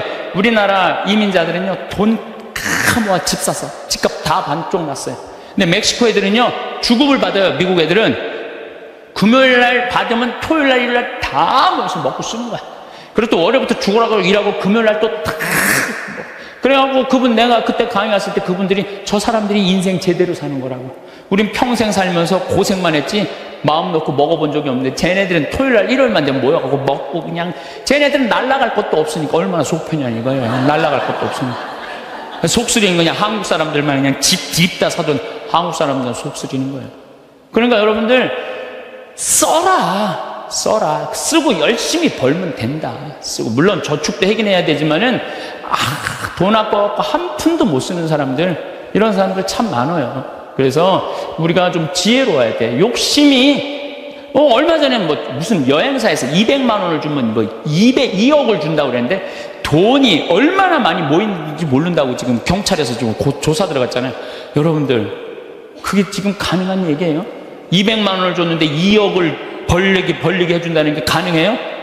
근데 그 수많은 사람들이 그 돈을 넣는 게 뭐야? 다 이놈의 욕심 때문에. 욕심 때문에 죄를 짓는 거예요. 욕심 때문에. 그러니까 여러분들은 누가 뭐 5% 줄 테니까 돈 맡겨. 믿지 마세요. 3%만 맡기세요. 3%만. 그래갖고 괜히 소중하게 모은 돈 하루아침에 날리지 마시고 차라리 그 날리는 대신 쓰는 게 더 나아. 먹고 돌아다니면 억울하지는 않잖아. 한 푼도 안 쓰고 그냥 그대로 날아가면요, 그때 땅을 치고 통곡하지 마시고 신부 말을 좀 들으세요.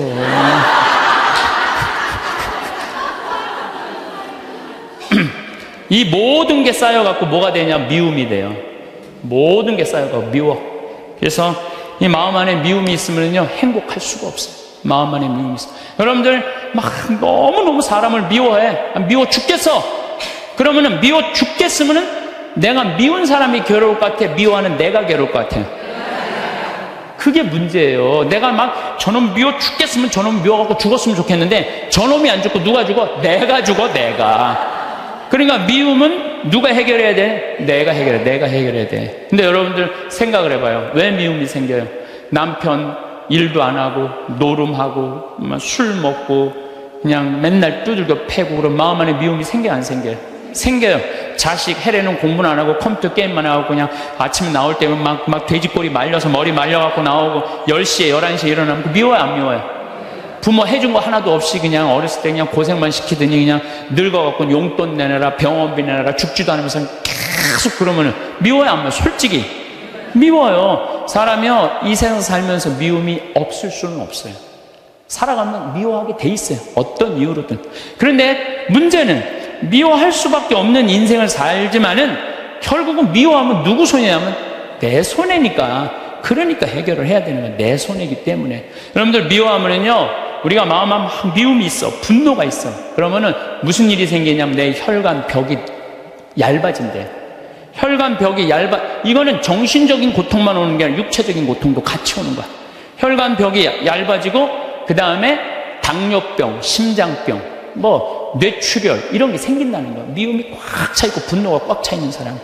그리고 미움이 많으면 NK세포라고 암을 죽이는 세포가 없어진대. 그래갖고 참고 사는 사람들, 막 미움 속에서 고통스럽게 사는 사람들이 암이 많이 걸리는 거예요. 신부님은 왜 걸렸어? 난 술 먹어서 걸린 거야. 술 먹어서.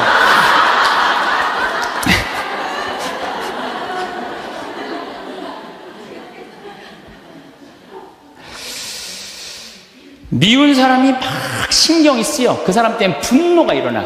미운 사람 때문에 분노가 일어나면 인생을 잘못 살 수가 있어요. 제가 얼마 전에 운전을 하는데, 막 운전을 하고 하는데 딱 차를 열었는데 모기가 한 마리 딱 들어왔어요. 차 안에서.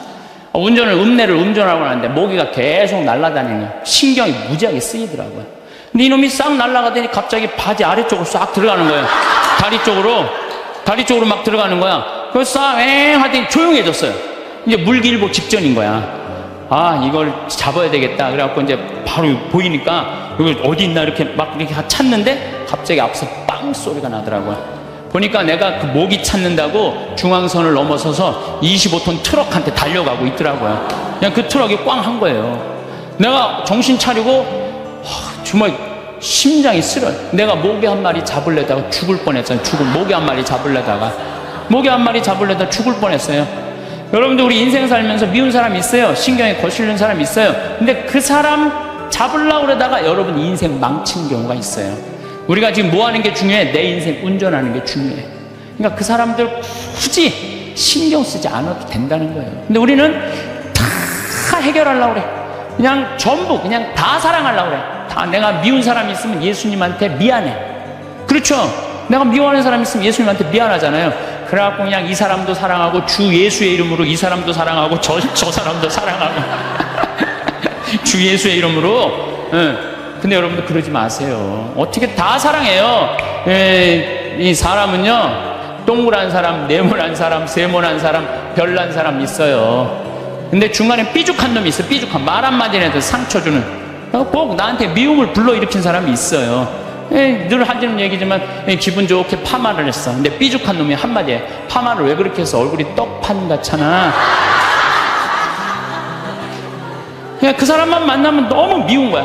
내가 예수님 믿는 사람이 이렇게 미워하면 안 되지, 미워하면 안 되지. 그래갖고 이 사람을 용서를 해요. 자기가 정말 힘들지만 정말로 주 예수의 이름으로 용서를 또 해줘요. 해주는데 또 겨울에 또 한다는 소리가, 저기 뭐야, 남편이 돈 못 벌어 옷을 이렇게 후줄구리야 입고 다녀. 또 착한 사람들이 이게 문제예요. 그러니까 파마를 왜 그렇게 써? 얼굴이 떡판 같잖아. 그러면은 이런 사람은 누굴 소개시키자면 별난 놈을 소개시켜. 별난 놈, 찔러도 안 들어가는 놈. 네가 파마비 대줬냐? 이씨, 파마도 안 되는 게 내가 떡판 같은 네가 무슨 상관이야? 이러면요, 별난 사람은 상처를 안 입어요. 근데 동그란 사람은 파마를 왜 그렇게 해서 얼굴이 떡판 같잖아. 그러면 착한 사람은 뭐라고 그러냐면, 그러게 하다 보니까 그렇게 됐네. 그럼 어디 가서 울어? 성당 가서 우는 거야. 그러지 말라는 거예요. 어떻게 모든 사람을 사랑해요? 여러분들, 우리가 착각하고 있는 게 있어요. 성서에 모두 사랑하라는 말은 없어요. 서로 사랑하라고 그랬지. 언제 모두 사랑하라고 그랬어? 서로 사랑하라고 그랬지. 예수님 다 사랑했어요? 예수님? 나는 성서를 아무리 읽어봐도 예수님 다 사랑한 거 찾아볼 길이 없어요. 예수님이요, 회당장 야이로의 딸 살리러 갈 때, 회당장 야이로의 딸을 막 살리러 가는데 12년 동안 하혈한 여자가 예수님 딱 붙잡아요. 그러니까 예수님이 가다가 내 몸에서 기적의 힘이 나갔다. 누구냐? 제자들이 막 찾아요. 누군가. 근데 여자가, 저라고, 제가 12년 동안 이 하혈하는 거 고치려고 재산을 다 탕진해갖고 마지막으로 선생님 만졌다고. 그러니까 딸아, 내 믿음이 너를 살렸다. 이랬을 때 진짜 어깨 우쭐했던 건 제자들이에요. 이야, 우리 스승님은 옷만 만져도 저렇게 다 낫는 거야. 참 기가 막히다. 다음엔 누구야? 뭐 회당장 딸이 죽었다고. 가자. 쫙 갔어요. 근데 딱 갔는데 예수님이 집에서 돌변해. 회당장 집에 들어가고 엄마 아빠 들어오라고 그러고 12명 중에 딱 3명만 불러. 베드로, 야고보, 요한 셋만 들어와. 딱 셋만 데리고 들어가요. 아니, 갔으면 다 같이 데리고 들어가야 될까? 다 같이. 근데 왜 셋만 데리고 들어가? 9명 기분 나쁘게. 그렇지 않아요? 여러분들, 본당시민하고 어느 뭐 환자 방문을 갔어. 근데 한 10명이 갔어. 근데 본당시민이 다 같이 갔는데 갑자기 마리아, 테레사, 루시아 이러면 나머지 서 있어. 기분 나빠요, 좋아요? 예수님은 모두 사랑하라고 다 데리고 들어갔대. 다. 왜 셋만 데리고 들어가? 예수님이 또 저기 다볼산에서 거룩한 변모하잖아요. 다볼산. 이게 다볼산이 내가 가봤는데 580m예요. 나자렛에서도 보이고, 나인, 과부의 아들 살린 나인에서도 보이고, 가나 혼인잔치, 포도주막 거기서도 보이고, 심지어 갈릴레아에서도 보여요. 다 보인다. 그래서 이름이 다볼산이야. 다볼산. 어떻게 2000년 전에 이름도 어쩜 그렇게 잘 졌는지 몰라. 이스라엘에서 다볼산. 다볼산에서 거룩한 변모하러 올라가셨는데 하늘나라의 모습을 보여주시려고 올라가신 거 아니에요? 그럼 다 보여줘야 될 거 아니야. 근데 누구만 데리고 올라냐면 베드로, 야고보, 요한만 데리고 셋만 데리고 올라가요. 아니, 예수님도 12 중에 셋만 끼고 돌았는데 여러분들이 뭐라고? 신자 3000명 다 네모난 놈, 동그란 놈, 세모난 놈, 별난 놈, 삐죽한 놈 다 사랑하려고 그래. 그러지 마세요. 사람이라는 건요, 역량이라는 게 있어요. 역량. 내가 어느 정도 사랑할 수 있는 역량이 있어야, 10명을 사랑할 역량이 10명만 하면 되고 20명 사랑을 20명만 하면 돼요. 근데 그냥 성당 세례받았던 이유 하나로 그냥 주 예수의 이름으로 다 사랑하려고 그러잖아요. 미쳐.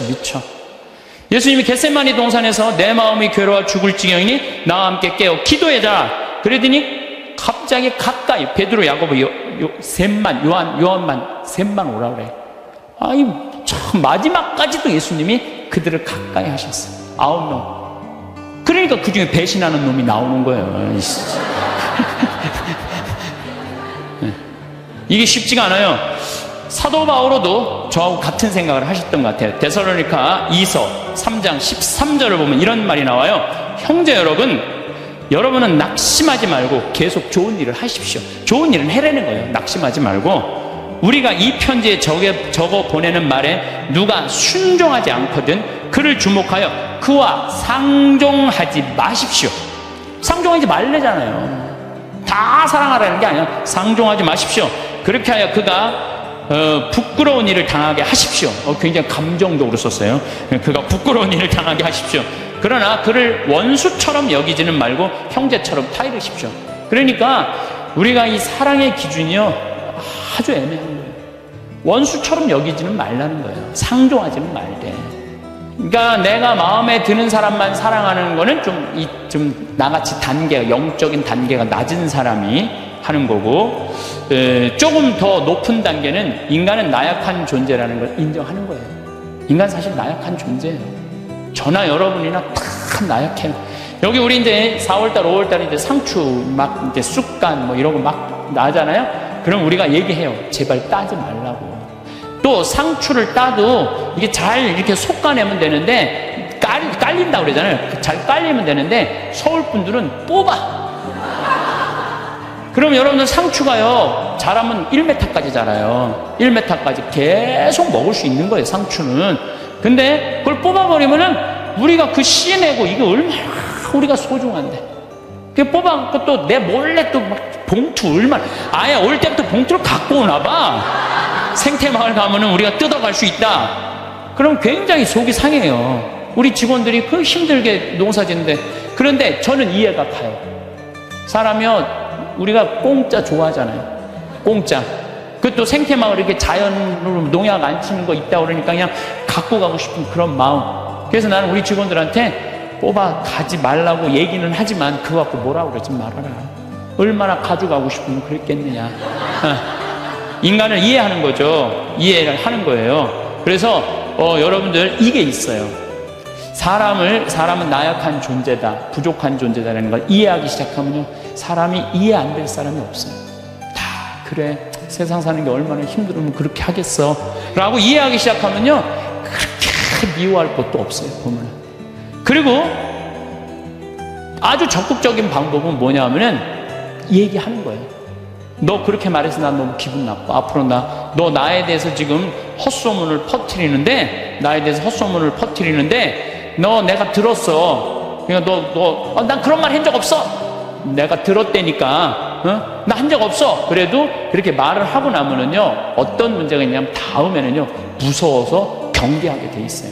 근데 우리는 끝까지 말 안 해.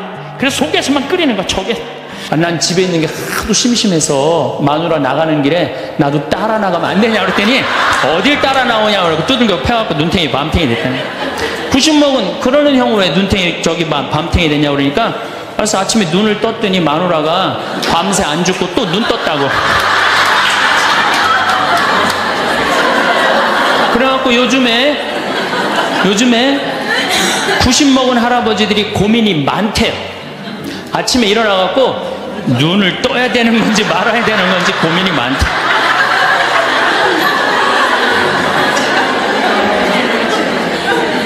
근데 문제는 여러분들은 자식들하고 살지 않습니다. 여러분들은 남편하고 삽니다. 그러면 제일 중요한 관계가 부부예요, 부부. 근데 우리는 세상에 돈 욕심, 자식 욕심 피느냐고 정말 중요한 걸 잊어먹고 사는 거예요. 정말 중요한 것. 부부간의 사랑을 잊어먹고 사는 거예요.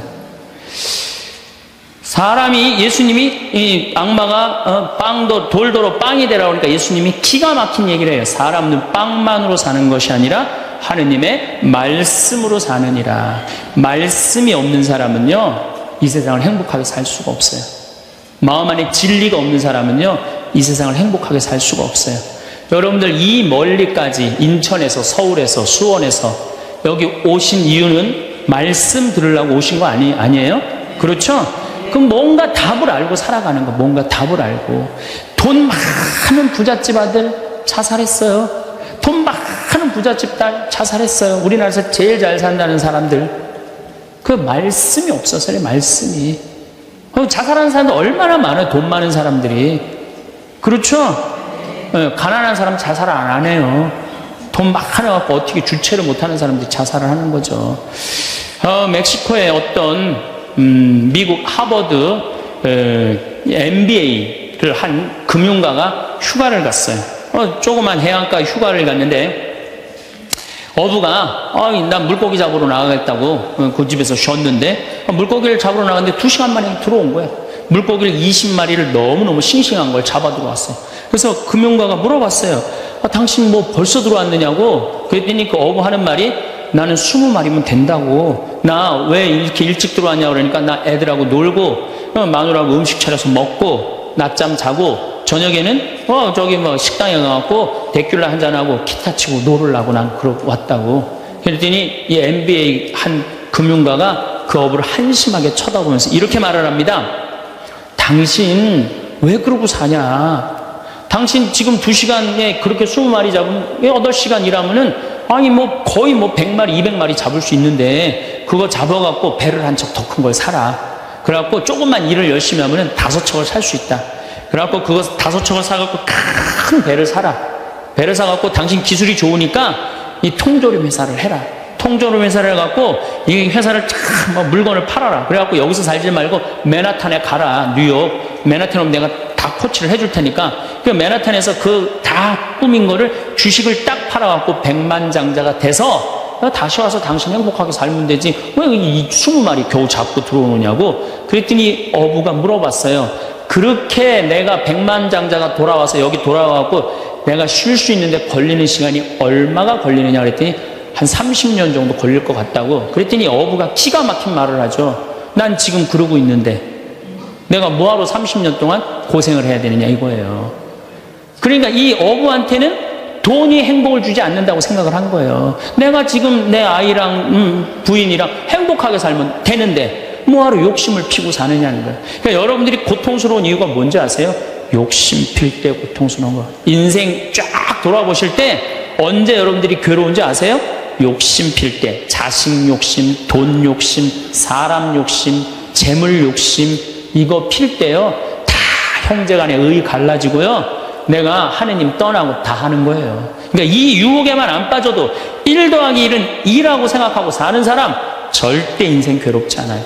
여러분들 마음 안에 지금 내가 이게 수지에 지금 수지 이거 지금 계속 뭐 광교 신도시도 들어오고 도로도 빵빵 뚫려서 이게 이제 5억짜리가 10억 될 거야. 아직 뛰지도 않았는데 머릿속에 이미 5억이 더 벌린 거야. 그때부터 괴로운 거예요.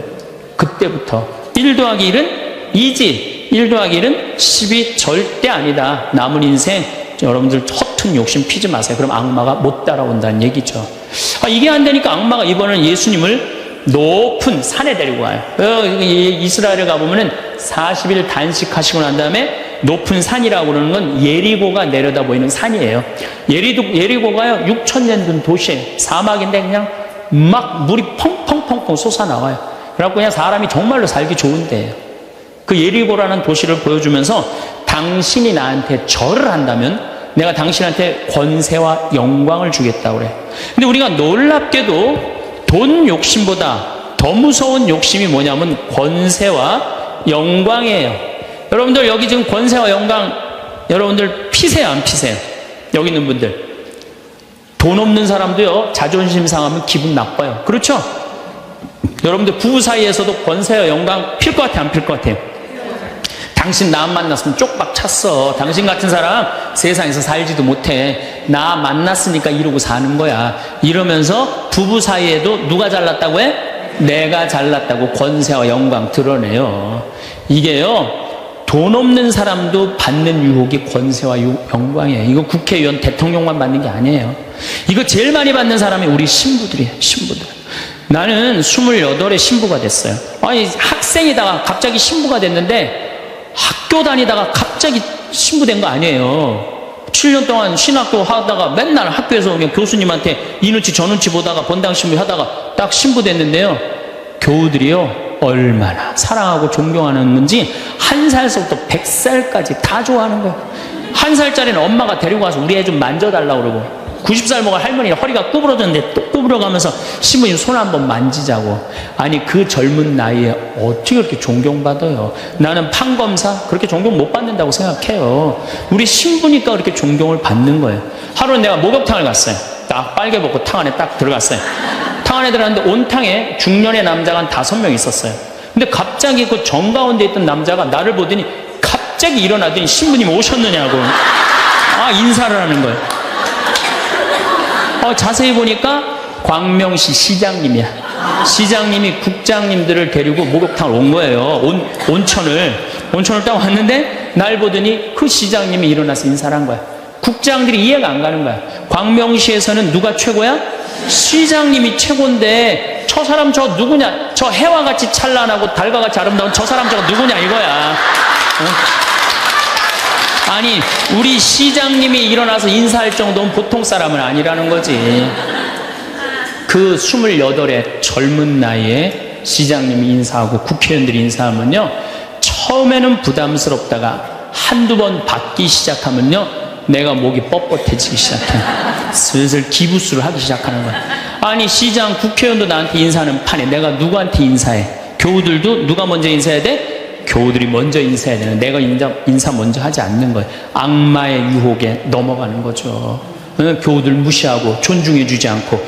예수님은 나는 섬김을 받으러 온 것이 아니라 섬기러 왔다 그랬는데 이제 내가 섬김을 받는 입장에 이제 들어서는 거죠. 제가 31살에 평택 비전동이라는 성당에 본당 신부가 됐어요.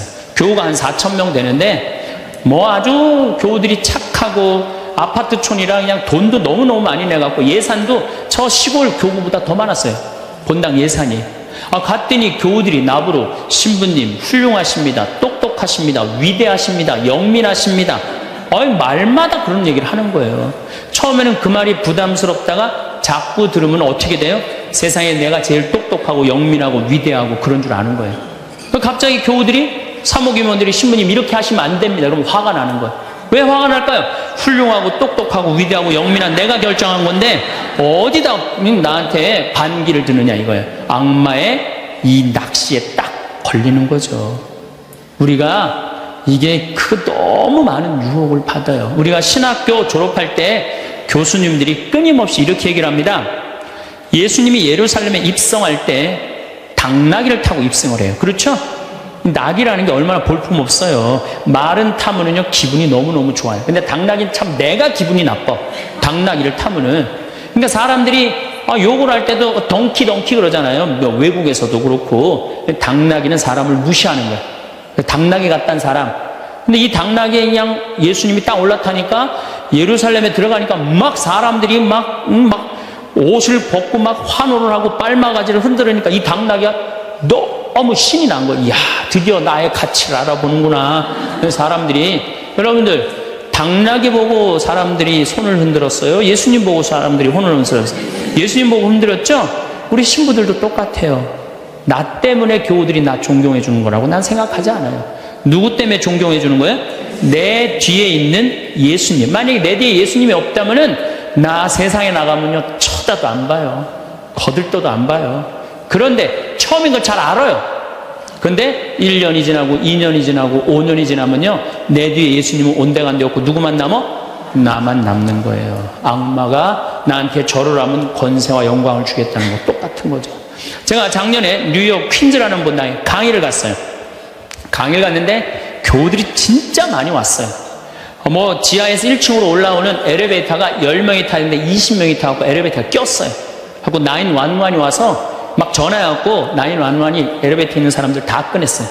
하여튼 난리가 났어요. 이번 2월 달에 70 먹은 아주머니, 아주 예쁘게 생기고 곱게 생겼어요. 요즘 70 먹어도 정말로 아줌마야. 아줌마가 딱 와서 신부님 제가 뉴욕 퀸즈에서 왔습니다. 저를 아십니까? 그래서 잘 모르겠는데요. 제가요 누구냐면요 신부님 강의 오셨을 때 엘리베이터에 낀 여자입니다. 그리고 왔어. 그런데 신부님이 그 강의를 했을 때 화가 나십니까? 라는 CD 그거를 사서 아들이 뉴욕 의대 수술 집도이래요.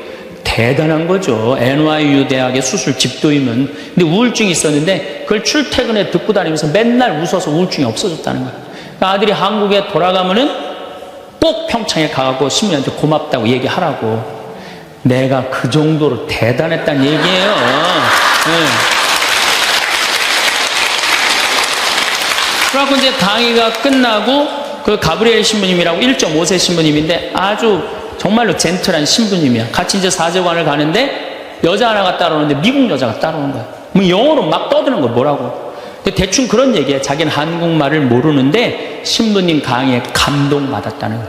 이야, 내 강의 이제 감동 받다 못해 이제 미국 여자까지 내 강의 감동을 받는구나. 고맙다고. 근데 본당 신부님 자꾸 빨리 가재는 거예요. 기분이 나쁘더라고요. 지금 미국 여자가 내 강의 감동받아서 얘기하자는데 말 끊으니까.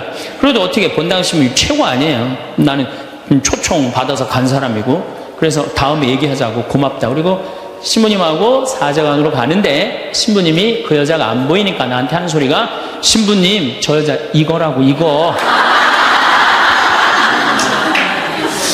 우리가 한번 권세와 영광을 추구하다 보면요, 미친 여자가 주는 것도 덥석덥석 받아먹는 게 인간이에요. 미친 여자가 주는 것도 덥석덥석 받아먹는 게 인간이에요. 여러분들 지금 대통령은 아니더라도 전 대통령들 청와대에 들어갈 때 보면 다 70% 지지율이 들어갈 때, 근데 나올 땐 전부 똑같이 10%대였어요. 다. 왜 10%대로 떨어질까요? 5년 동안 밑에 있는 사람들이 훌륭하십니다, 대단하십니다, 위대하십니다, 영민하십니다. 5년 동안 들으면요, 5년째 판단력이 흐려지는 거예요. 5년째. 요즘 대통령, 지금 대통령 어떤지 모르겠어요. 나는 그 내곡동 상거 보면은 왔다 갔다 하는 것 같아요, 느낌이. 네. 5년 동안 그런 소리만 들으면요, 우리가 흔들리게 돼 있어요. 그런데 이거는 대통령뿐만 아니라 저나 여러분들이나 누구에게나 빠질 수 있는 유혹이야. 나 없으면은 이 집 망한다. 나 없으면 우리 사목회 망한다. 나 없으면 우리 구역 망한다. 나 없으면 우리 레지오 망한다. 나 없으면은 우리 성모회 망한다. 절대 그런 생각하지 마세요. 없어져도요, 잘 돌아가요. 제가 홍콩에 가갖고 인도 신부 이렇게 이제 강의를 들은 적이 있어요. 근데 그 신부님이 참 재미난 얘기를 하더라고요. 한 성가대가 있는데 이 성가대에 이 30명인데 소프라노 자매 하나가 음이 자꾸 틀리는 거야. 음이 자꾸 틀려갖고 지휘자가 머리가 지끈지끈한 거야. 그래서 본당 신부를 찾아가서, 신부님, 우리 성가대에 소프라노 하나가 있는데 음도 틀리고 박자도 틀려갖고 성가대가 안 된다. 그러니까 신부님 제발 그 여자 좀 관두게 해라. 신부님 화가 났어요. 그래? 알았어. 내가 관두게 할게. 라고 불렀어요. 당신 때문에 30명 성가대가 안 된대잖아. 당신 좀 성가대 좀 관둬라. 30명을 위해서. 그랬더니 이 소프라노 단원이 한 말이 있어요. 좋다. 내가 관둬서 30명이 잘 된다면은 나도 요구 조건이 하나 있다. 그게 뭐냐 그랬더니, 신부님도 우리 3,000명 좀 잘 돼보게 좀 관둬라 좀. 여러분들, 우리가요, 본당 신부님들도 간혹 나 아니면 이 성당 못 짓는다고 그렇게 생각하는 분들 계신데, 없어도 돌아가요. 돌아가게 돼 있어요. 여러분들도 제발 나 없으면 무너진다 이런 생각하지 말고 좀 겸손한. 그래서 여기 계신 분들 혹시 고향이 삼척인 분들 안 계세요? 아는 척, 가진 척, 잘난 척. 이 고향 삼척인 분 혹시 안 계세요? 많을 거예요. 보면은 아는 척하는 교우들 많아요. 뭐 얘기만 나오면 그냥 자기가 다 아는 것처럼 그냥 다른 사람 말도 못하게 그냥 자기가 다 말하는 사람 있어요, 없어요? 여행 다닐 때 보면은요, 그 뭐 해외 나갔다고 그냥 보면은 한 15명 모여서 이제 같이 여행 나가면요, 다 그냥 자기가 전문가야. 그냥 가이드보다 더 똑똑해. 다 아는 척 하는 사람들 많아요. 잘 알지도 못하면서 그냥 잘 따라가기만 하면 되는 걸. 세발 낙지 그냥 낙지발이 3개 다라고 우기고 싸우는 사람들도 많아요. 보면은. 제가 한 번은 서울 모본당에 강의를 갔어요. 강의를 갔는데, 이 강의를 하려고 했는데 마이크를 딱 잡았는데 마이크가 안 나오는 거예요. 마이크가 막 안 나오는데 막 사무장님이 막 쫓아 들어가더라고요. 한 2분이 지났는데 안 오는 거야. 안 나오는 거야. 관리장님이 또 들어갔는데 또 안 나오는 거야. 꾸리야 단장이 들어갔는데도 안 나오는 거야. 10분 동안 서서 있는데 참 멋쩍더라고요. 근데 제가 그 10분 동안 기다리면서 내가 미칠 뻔했어요. 내가 신학교 때 무슨 일을 했냐면 관리부장이라는 걸 했어요. 관리부장은 뭐냐면 신학교는 행사를 하고 야외 행사를 하면 우리가 다 마이크, 앰프 설치 다 했어요. 그걸 제가 다 했어요. 앰프 설치, 마이크. 그러니까 딱 보면은 알아요. 저건 저렇게 하면 금방 나온다. 어디를 가나, 무슨 기계를 가나.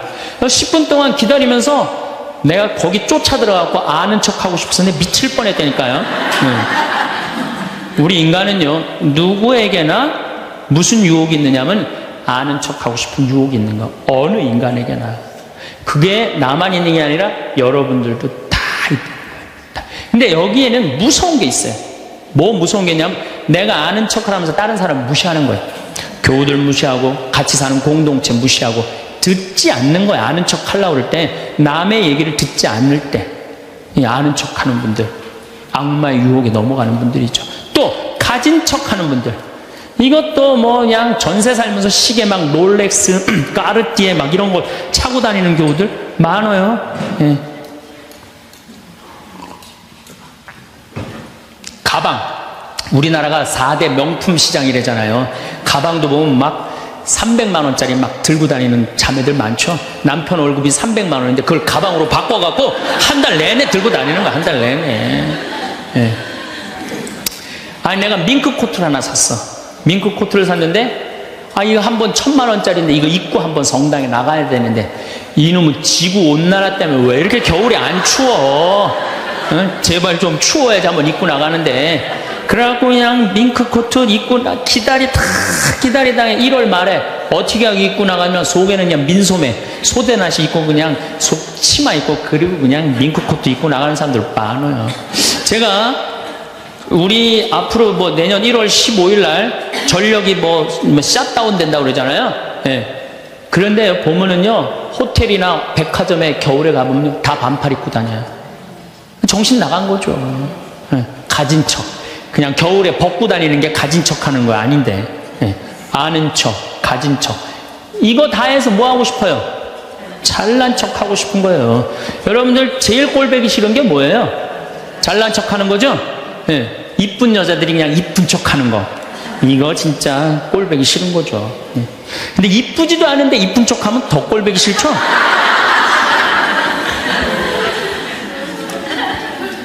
저도 이 잘난 척 하는데 만만치 않아요. 저도 만만치 않아요. 제가 수영을 참 좋아해요. 수영을 참 좋아해갖고 제가 수영장 25m 풀 40바퀴 한 번도 안 쉬고 한 번에 돌아요. 이 정도면 이렇게 감탄해주면 내가 기분이 너무 좋아요. 잘난 척 하는데 동참해주는 거 아니야. 네. 그리고 나는 전신 먹고 바다에 들어가면 저녁 먹을 때까지 바다에서 안 나와요. 네. 네. 네. 그리고 저는 스킨스쿠버를 해요. 다이빙을 해갖고 아주 다이빙을 좋아해요. 그래갖고 뭐 동해바다, 제주도, 뭐 문섬, 새끼섬, 서귀포 앞바다에 있는 거, 포항에 또 뭐 다이빙, 그 다음에 무슨 뭐 저 괌, 파푸아 뉴기니 뭐 그 비행기 추락한 거 다이빙, 배 난파된 거 다이빙, 얼마나 다이빙을 좋아하는지 몰라요. 그리고 내가 또 우리 신부들하고 한번 그 동해바다에 놀러를 갔는데 늦 여름이에요. 이제 속초에 이제 갔는데 사람들도 별로 많지도 않았어. 근데 막 한 젊은 애가 한 100kg가 되는 애가 튜브를 하고 막 자꾸 바닷속으로 들어가더라고. 여자친구가 빨리 나오라고. 근데 얘는 뭐 와라 막 그러는데 설악산에서 바람이 불어갖고 튜브가 뒤집어진 거야. 그리고 얘가 난 수영할 줄 알았는데 쑥 들어가더라고요. 그리고 나오디 막 살려달라고 그러더라고. 또 쑥 들어가는데 또 아무도 안 가더라고. 그래도 뭐 어떻게 해. 신부인데. 그래갖고 그냥 내가 막 쫓아 들어갔어요. 그랬더니 또 여기서 야 튜브 갖고 들어가 걱정하지 마. 그래갖고 가보니까 너무 살이 찐 거예요. 그래갖고 그냥 다시 그냥 나와갖고 튜브를 다시 갖고 들어가갖고 목을 걸어갖고 끌고 나와갖고 물을 얼마나 얘가 토해냈는지 그 여자친구가 내가 너 때문에 못 쓴다고 막 때리고 그러는데 야 내가 죽은 사람도 내가 건져냈는데 술만 먹으면 이제 교우들한테 자랑을 하는 거예요. 내가 이런 사람이라고. 응. 근데 여자 하나가 신부님 훌륭하십니다. 대단하십니다. 여러분들처럼. 그럼 내가 얼마나 기분이 좋아요. 나는 수영장 이 25m 풀 40밖에 한 번도 안 쉰다니까 그 여자 한다는 소리가 자기는 25m 풀 100밖에 한 번도 안 쉰다는 거야.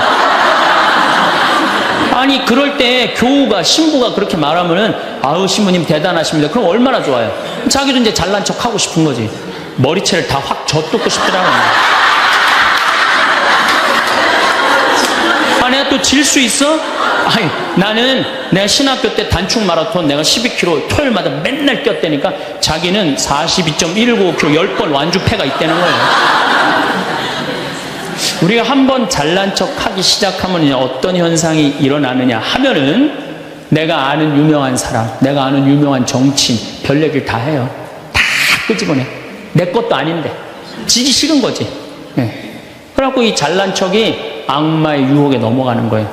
그런데 정말로 훌륭한 건 아는 것도 많고 가진 것도 많고 잘난 것도 많은데 주일날 반도 되고 차량 주차 봉사하는 형제들.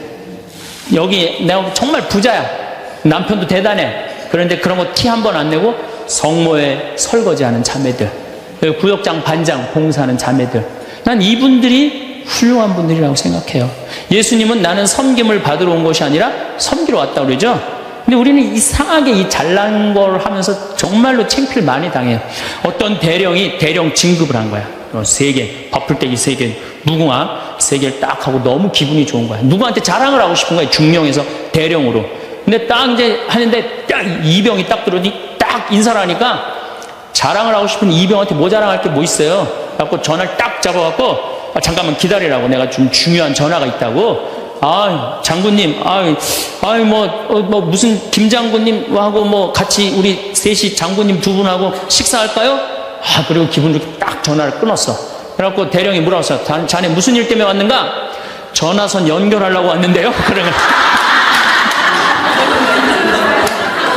여러분들, 우리가 그럴 때가 많아요. 사실은 정말 어처구니 없는 잘난 척을 해서 빠지는 늪이죠. 늪. 우리는 그런 늪에 빠지면 안 되지 않는가. 그랬더니 예수님이 한 분이신 하느님만을 경배하여. 정말 어쩜 말씀마다 이렇게 맞는 말씀만 하세요. 사람이 빵만으로 사는 것이 아니라 뭘로 산다고요? 하느님의 말씀으로 사느니라. 여러분들, 이 말씀이라는 게요, 내가 이제 지금 60대신 분들 지금부터 공부를 하면은요, 그 깨달음의 깊이는 말할 수 없이 깊대요. 지금부터 막 진리를 탐구하고 막 깨달음의 그런 세상 속으로 나가고 기도 열심히 하면은요, 여러분들은 말할 수 없는 깊은 세계에 빠져들 수 있다는 거예요. 예수님 말씀으로 사느니라, 이 말씀 맞는 얘기예요. 돌더러 빵이 되라고 그러는 거. 나한테 절을 하면 뭘 준다고? 권세와 영광을 준다고 그러니까 뭐라 그래? 한 분이신 하느님만을 경배하라. 여러분들, 성당에 나와갖고요, 하느님 경배 안 하고 자기 경배하라고 그러는 분들 많아요. 제가 좀 죄송한 얘기지만은 본당 뭐 전국 우리나라 본당 얼마나 많이 강의를 다니겠어요. 1년에 300회를 강의를 다니니까. 근데 가보면은 정말로 당황스러운 사목회장님들이 있어요. 어떤 사목회장님들이 있느냐, 꼭 본당 신부 옆에 꼭 차를 세워놔. 근데 그 사목회장님 참 벤치야.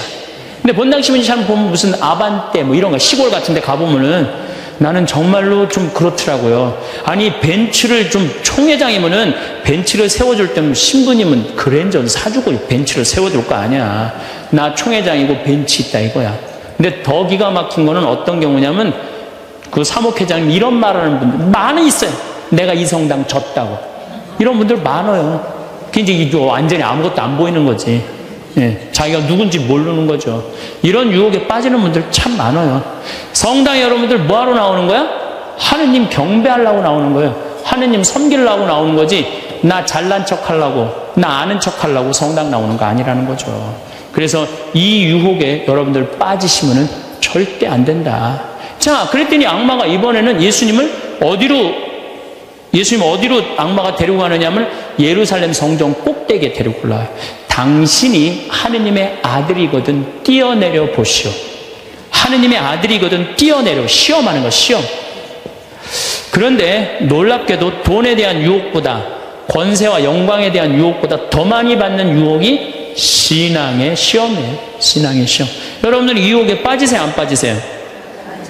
많이 빠져요. 하느님이 계실까 안 계실까, 이거 의심하는 사람들 많아요. 여기 있는 분들 난 의심 한 번도 안 했다. 그거는 있을 수 없는 일이에요. 의심 안 할 수가 없어요. 우리 인간은. 성인들도 마지막까지 악마들이 유혹을 한다는 거죠. 성인들도. 우리나라 한국 천주교 교우들이 505만 명이에요. 505만 명인데 어때? 주일날 미사 참여 125만 명밖에 안 나와요. 그럼 380만 명은 뭐야? 유혹에 빠진 거예요. 유혹에 빠져갖고 성당에 안 나오는 거예요. 여러분들도 집안에 유혹에 빠져서 성당 안 나오는 사람도 있어요, 없어요?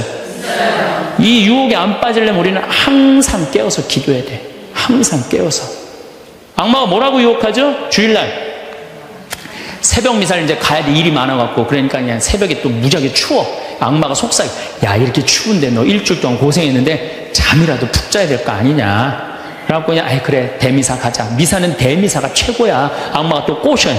그래, 대미사 가자. 그래갖고 이제 아침에 한 10시쯤 하려고 그랬는데 악마가 그래, 너 지금 결혼식에 가야 되는데 그렇게 급하게 왔다 갔다 하면 미사 하는 것 같지도 않아. 저녁 미사 가. 그래? 그럼 저녁 미사 내가 가야지. 결혼식 갔다 와갖고 저녁 미사 가려고 그랬더니 악마가 하는 말이 이번 주 깔끔하게 제끼고 다음 주부터 열심히 나가자. 거기에 이제 한 번 빠지고 두 번 빠지고 그러면은 어떻게 돼요? 아예 성당에 가기 싫은 거예요. 그래서 우리가 악마는요, 예수님이 뭐 내가 다음 시간에 말씀드리겠지만은 한 분이신 하느님을 시험하지 말아라 그랬는데 뭐라고 그러고 떠났냐면 다음 기회를 엿보고 떠나. 다음 기회를 엿보고. 항상 악마는 여러분들 속에서 있으면서 저나 여러분들한테 유혹을 하는 거예요. 저희들이 이 인생 한 번밖에 없는 소중한 인생, 선물 받은 이 인생 하루하루를 알토란같이 금쪽같이 쓸 수 있는 지혜를 이 시간 함께하여 주소서. 영광이 성부와 성자와 성령께 성부와 성자와 성령의 이름으로 아멘. 참 예수님, 네, 우리가 지난주에 게으름에 대한 얘기를 했어요. 그래서 사람은 부지런해야 돼요. 성실하고. 그럴 때 그 부지런함이 쌓여서 나중에 누리는 행복이 큰 행복이 됩니다. 그런데 게으른 데다가 시기심까지 있다. 그럼 이게 참 몹쓸 사람 중에 하나가 일은 안 하면서 남 잘 되는 꼴 못 보는 사람. 이런 사람들, 이게 참 문제가 많은 거예요. 여러분들 우리나라 속담에 이런 얘기가 있죠. 사촌이 땅을 사면 축하해줘야지 왜 배가 아파요? 저는 아예 이런 말이 대한민국에 없었으면 좋겠어요. 우리는 이런 말을 해줬으면 좋겠어요. 사촌이 땅을 사면 축하해줘야 된다. 이런 말이 있었으면 좋겠어요. 요즘 중국 사람들이 맨하탄을 다 사요. 맨하탄을. 얼마 전에도 7억 달러짜리 맨하탄 상징 건물 하나 샀다고 그러더라고요. 근데 맨하탄에 건물을 사는데 그렇게 대기업가도 사지만 뉴욕에 사는 중국 사람들 40명이 모여갖고요. 40명이 돈을 모아요. 돈을 모아갖고 건물 하나 사는 거예요. 건물을 사갖고 거기에 이제 새 들어 사는 우리나라 사람들, 무슨 베트남 사람들, 또 멕시코 사람들, 이런 사람들을 어떻게 내보내냐면 세를 전부 다 올려요. 그럼 세를 감당을 못하니까 다 나가잖아요. 그럼 중국 사람들한테 다 주는 거예요. 그래갖고 자기네들끼리 상권을 형성하는 거죠. 그래서 그걸 우리가 화교 그런 지역을 그러잖아요. 차이나타운이라고 그러잖아요. 차이나타운. 중국이요, 여러분들 해외에 나가 있는 중국 사람들이 3,500만 명이 나가 있대요. 그런데 이 사람들의 자본이 얼마냐면 2조 달러래. 2조 달러. 우리나라가 1년에 수출입 다 합쳐갖고 1조 달러예요. 우리나라 1조 달러. 근데 얘네들 자본이 2조 달러를 어떻게 하느냐면은 자기 본토에다가 다 투자하는 거야. 그러니까 나가 있는 중국 사람들이 본토에 투자하고 또 나가서 자기네들끼리 또 상권을 형성해갖고 돈을 모아갖고 건물을 사고 자기네들끼리 뭉쳐서 사는 거예요. 말레이시아의, 인도네시아의 재정은 70%, 말레이시아도 마찬가지고 중국 사람들이 모든 상권을 다 줘요. 근데 우리나라는 사촌이 땅을 사면 배가 아프다는 이 잘못된 이런 나쁜 이 우리들의 속담이라고 그럴 수도 없고 정말 이런 말은 없어야 돼요. 사촌이 땅을 사면 어떻게 해줘야 돼? 축하해줘야죠. 근데 우리는 남 잘 되는 꼴을 못 봐.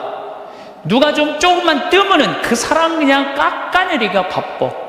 이래서는요, 이 세계 속에서요 살아갈 수가 없어요. 개인으로도 불행하지만 국가적으로도 불행하다는 거예요. 중국 사람들보다 더 무서운 사람이 누구냐면 유대인이에요. 유대인들은요 얼마나 무시무시하냐면은 폴란드에서 사는 유대인, 러시아에서 사는 유대인들이 여기서는 도저히 못 살겠다, 미국으로 가야 되겠다. 미국에 딱 가면 공항에 딱 내리면은요 이민자 협회 회가 있어요. 그래갖고 그 사람을 아파트를 빌려주고 또 취직까지 다 시켜줘요. 그 사람이 일었을 때까지 잘해줘요. 근데 우리나라는 공항에 딱 어리삐리하고 도착하면은 이거 그냥 갖고 싸들어온 돈 다 등쳐먹기 바빠. 이게 너무 큰 차이가 나는 거예요. 그러니까 지금 미국의 주요 백화점은 누가 다 쥐고 있냐면 유대인이 다 쥐고 있어요. 유대인이 다 쥐고 있는데 유대인들은 자기 백화점의 입점을 누구 제일 먼저 받느냐면 유대인 유대인이 만드는 물건부터 제일 먼저 받아들여요. 그러니까 얘네들이 잘 살 수밖에 없죠.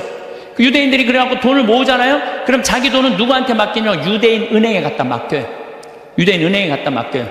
무슨 소송이 나오면 누구한테 맡겨? 유대인 변호사한테 맡겨요. 아프잖아요? 누구한테 가요? 유대인 의사한테 가요. 그러니까 이 유대인들은요, 어느 정도냐면은, 성공한 사람들을 보면 크게 두 부류로 나뉘는 걸 알 수 있습니다. 하나는 자신이 성공했다고 여기저기 떠벌리고 다니는 사람들, 그리고 또 하나는 조용히 아무 말 없이 자기 삶을 사는 사람들입니다. 우리는 흔히 성공을 하면 자연스럽게 자랑하고 싶어질 거라고 생각하죠. 좋은 차를 사고 비싼 시계를 차고 SNS에 멋진 사진을 올리고 싶을 겁니다. 왜냐하면 그렇게 하면 남들이 나를 더 인정해 줄 거라고 믿으니까요. 하지만 현실은 그렇지 않습니다. 오히려 진짜 성공한 사람들은 그렇게 행동하지 않습니다. 왜냐하면 보여줄 필요가 없기 때문입니다. 돈이 많다고 높은 자리에 있다고 유명하다고 해서 굳이 그걸 드러낼 필요는 없습니다. 그걸 아는 사람들은 이미 알고 있고 모르는 사람들은 알 필요가 없죠. 그런데도 굳이나 성공했다고 떠드는 사람들이 있습니다. 그런 사람들은 왜 그럴까요? 간단합니다. 그 사람들은 사실 그렇게까지 성공한 게 아니기 때문입니다. 우리는 종종 SNS에서 성공한 사람들을 봅니다. 해외여행을 가고 고급 레스토랑에서 밥을 먹고 멋진 차를 타고 다니는 모습? 그런데 가만히 보면 그런 걸 보여주는 사람들은 언제나 뭔가를 팔고 있습니다. 강의를 팔든 자기 브랜드를 홍보하든 아니면 단순히 자기 자존감을 유지하려고 하든 간에 결국 목적이 있는 거죠. 진짜 부자들은 그렇게 하지 않습니다. 오히려 조용히 아무도 모르게 자기 일을 합니다. 왜냐하면 자랑해서 얻을 게 없기 때문입니다. 오히려 괜히 잘난 척했다가 사람들에게 이용당하거나 시기와 질투를 받거나 쓸데없는 오해를 사는 게 더 피곤합니다. 이건 단순한 돈 이야기가 아닙니다. 사회적인 성공을 이룬 사람들도 마찬가지입니다. 진짜 실력 있는 사람들은 자기 실력을 굳이 떠벌리지 않습니다. 왜냐하면 그럴 필요가 없으니까요. 자기 분야에서 최고라면 사람들이 먼저 알아서 찾아옵니다. 반대로 실력이 부족한 사람일수록 자기를 포장하려고 애씁니다. 우리가 흔히 듣는 말이 있죠. 빈수레가 요란하다. 이 말이 괜히 있는 게 아닙니다. 정말 내실이 있는 사람들은 굳이 시끄럽게 굴지 않습니다. 반대로 겉만 번지르르한 사람들은 자기가 얼마나 대단한지 떠들고 다닙니다. 이걸 좀 더 현실적인 예로 들어볼까요? 동창회에 나가면 꼭 이런 사람이 있습니다. 옛날에는 별거 아니었는데 갑자기 잘 됐다고 나타나서 자기가 얼마나 성공했는지 자랑하는 사람. 처음에는 다들 와 대단하다 하고 들어주지만 시간이 지나면 어떨까요? 대부분 속으로 이렇게 생각할 겁니다. 저 사람 뭐 저렇게까지 티를 내? 결국 그런 사람은 점점 멀어지게 됩니다. 반면에 정말 성공한 사람들은 조용합니다. 굳이 자기가 어떻게 살고 있는지 설명하지 않죠. 그런 사람들은 오히려 주변에서 먼저 알아보고 자연스럽게 존경을 받습니다. 그게 진짜 성공입니다. 그럼 우리는 어떻게 해야 할까요? 내가 뭔가를 이루었을 때 굳이 남들에게 알릴 필요가 있을까요? 물론 가까운 사람들에게 좋은 소식을 전하는 건 좋습니다. 하지만 굳이 모든 사람들에게 나 이렇게 잘 살고 있어요 하고 알릴 필요는 없습니다. 그런 행동은 결국 나에게 득이 되지 않습니다. 성공이라는 건 원래 조용한 겁니다. 내가 잘 되고 있으면 주변 사람들이 자연스럽게 알게 됩니다. 굳이 내가 말하지 않아도 내 행동과 태도에서 묻어나오게 되어 있습니다. 그러니 굳이 보여주려고 애쓰지 마세요. 오히려 그게 더 진짜 성공한 사람의 태도입니다. 사람은 사회적 동물이라고 하잖아요. 혼자 살아갈 수 없고 결국 사람과의 관계 속에서 기쁨도 얻고 때로는 상처도 받습니다. 그런데 한 가지 생각해 볼 게 있어요. 우리가 정말 인간관계가 필요해서 맺고 있는 걸까요? 아니면 그냥 그래야 한다고 배워서 어쩔 수 없이 유지하고 있는 걸까요? 어릴 땐 친구 많으면 좋다고 하죠. 사회생활에서도 인맥이 중요하다는 말을 많이 합니다.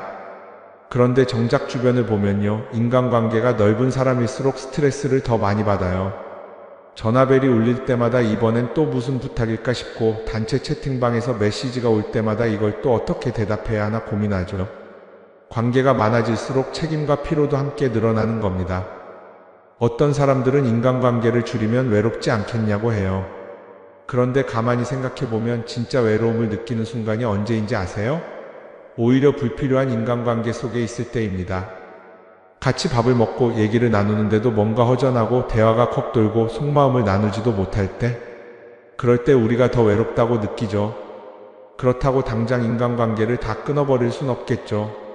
하지만 적어도 내가 정말 소중하게 여겨야 할 관계와 그냥 관성적으로 유지하는 관계는 구분할 필요가 있습니다. 예를 들어 매번 나한테 부탁만 하고 정작 내가 어려울 땐 연락 한 번 없는 사람, 내가 실수하면 뒷담화를 하면서 내 앞에서는 웃는 사람, 이런 관계를 굳이 계속 이어갈 이유가 있을까요? 가끔은 이런 경험도 있을 거예요. 우연히 어떤 사람과 친해졌는데 만난 지 얼마 되지도 않았는데 너무 많은 걸 털어놓는 사람들 있죠. 자기 속사정부터 가족 문제, 직장 고민까지 쏟아내는 사람들. 이런 경우 두 가지의 가능성이 큽니다. 하나는 그냥 감정적으로 의존할 사람이 필요해서일 수도 있고, 또 하나는 내가 믿을 만한 사람인지 떠보는 걸 수도 있어요. 어떤 경우든 이런 관계는 오래가기 어렵습니다. 사실 친밀함이라는 건 시간이 필요한 법이에요. 적당한 거리를 두고 천천히 서로를 알아가야 하는데 초반부터 급격하게 가까워진 관계는 쉽게 무너지는 경우가 많습니다. 처음엔 친하다고 생각했는데 어느 순간 사소한 일로 틀어지고 결국 남보다 못한 사이가 되는 거죠. 그러면 인간관계를 어떻게 해야 할까요? 답은 간단합니다. 억지로 맺지 말고 굳이 유지하려고도 하지 않는 거예요. 내가 편한 관계라면 자연스럽게 이어질 것이고, 그렇지 않다면 서서히 멀어질 겁니다. 그리고 그걸 억지로 붙잡지 않아도 괜찮습니다. 관계를 유지하는데 에너지를 쓰기보다는 정말 소중한 관계에 집중하는 게 더 낫지 않을까요? 어떤 사람은 내가 인간관계를 줄이면 나중에 나 혼자 남는 거 아니냐 걱정하기도 해요. 그런데 생각해보면요, 진짜 나를 위하는 사람은 많지 않아요. 인간관계를 줄인다고 해서 완전히 혼자가 되는 게 아닙니다. 오히려 불필요한 관계를 정리하고 나면 남아있는 관계들이 더 단단해지고 가치 있게 느껴질 겁니다. 예전엔 인맥이 자산이라는 말을 많이 했어요. 그런데 요즘은 꼭 그렇지도 않죠. 오히려 불필요한 인간관계가 많으면 그게 짐이 될 수도 있어요. 적당한 거리, 적당한 선. 이걸 잘 지키는 게 결국엔 가장 편한 인간관계를 유지하는 방법 아닐까요? 한번 곰곰이 생각해 보세요. 지금 내 주변에 있는 사람들 중에서 내가 정말 편하게 만날 수 있는 사람이 몇 명이나 되는지, 내가 억지로 맞춰주고 있는 관계는 없는지. 관계를 줄이면요, 외로워지는 게 아니라 오히려 더 자유로워집니다. 그리고 자유로워진 만큼 내 인생에서 정말 중요한 것에 집중할 수 있게 됩니다. 인간관계 너무 많은 걸 신경 쓰다 보면 정작 중요한 걸 놓칠 수 있어요. 그러니까 이제는 한 번쯤 정리해보는 것도 나쁘지 않을 겁니다. 사람들이 돈을 많이 벌고 싶어 하는 이유가 뭘까요? 단순히 돈이 많으면 좋으니까? 물론 그것도 있겠지만 사실 돈을 원하는 진짜 이유는 더 나은 삶을 살기 위해서겠죠. 그런데 문제는 돈을 많이 번다고 해서 반드시 삶이 나아지는 건 아니라는 겁니다. 오히려 더 많이 벌수록 더 많이 쓰게 되는 경우가 많아요. 가끔 이런 생각해 본 적 없으세요? 예전에는 돈이 지금보다 훨씬 적었는데 이상하게 그때가 더 여유로웠던 것 같다. 왜 그럴까요? 사실 우리가 원하는 건 돈 그 자체가 아니라 돈을 통해 얻을 수 있는 자유인데, 돈을 벌면 벌수록 그 자유를 잃어버리는 경우가 많아요. 더 좋은 차, 더 좋은 집, 더 좋은 옷을 사면서 점점 더 많은 돈이 필요해지고 결국엔 돈을 벌기 위해 또다시 일해야 하는 악순환에 빠지게 되는 거죠. 한번 생각해 봅시다. 우리가 정말 필요해서 뭔가를 사는 경우가 얼마나 될까요?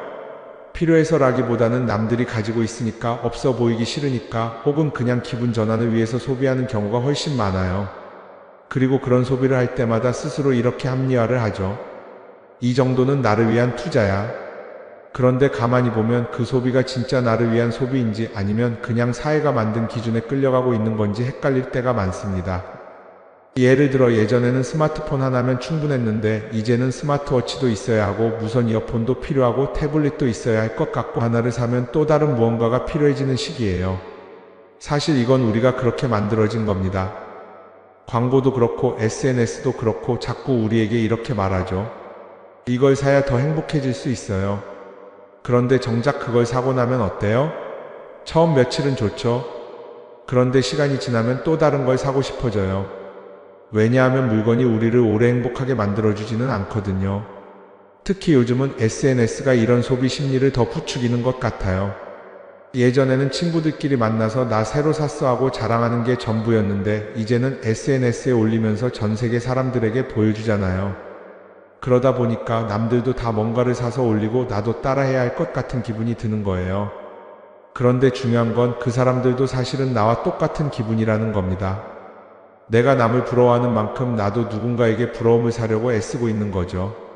결국 끝없는 비교와 소비 속에서 진짜 중요한 걸 놓치게 되는 겁니다. 한번 이렇게 생각해 보면 어떨까요? 만약 내가 지금부터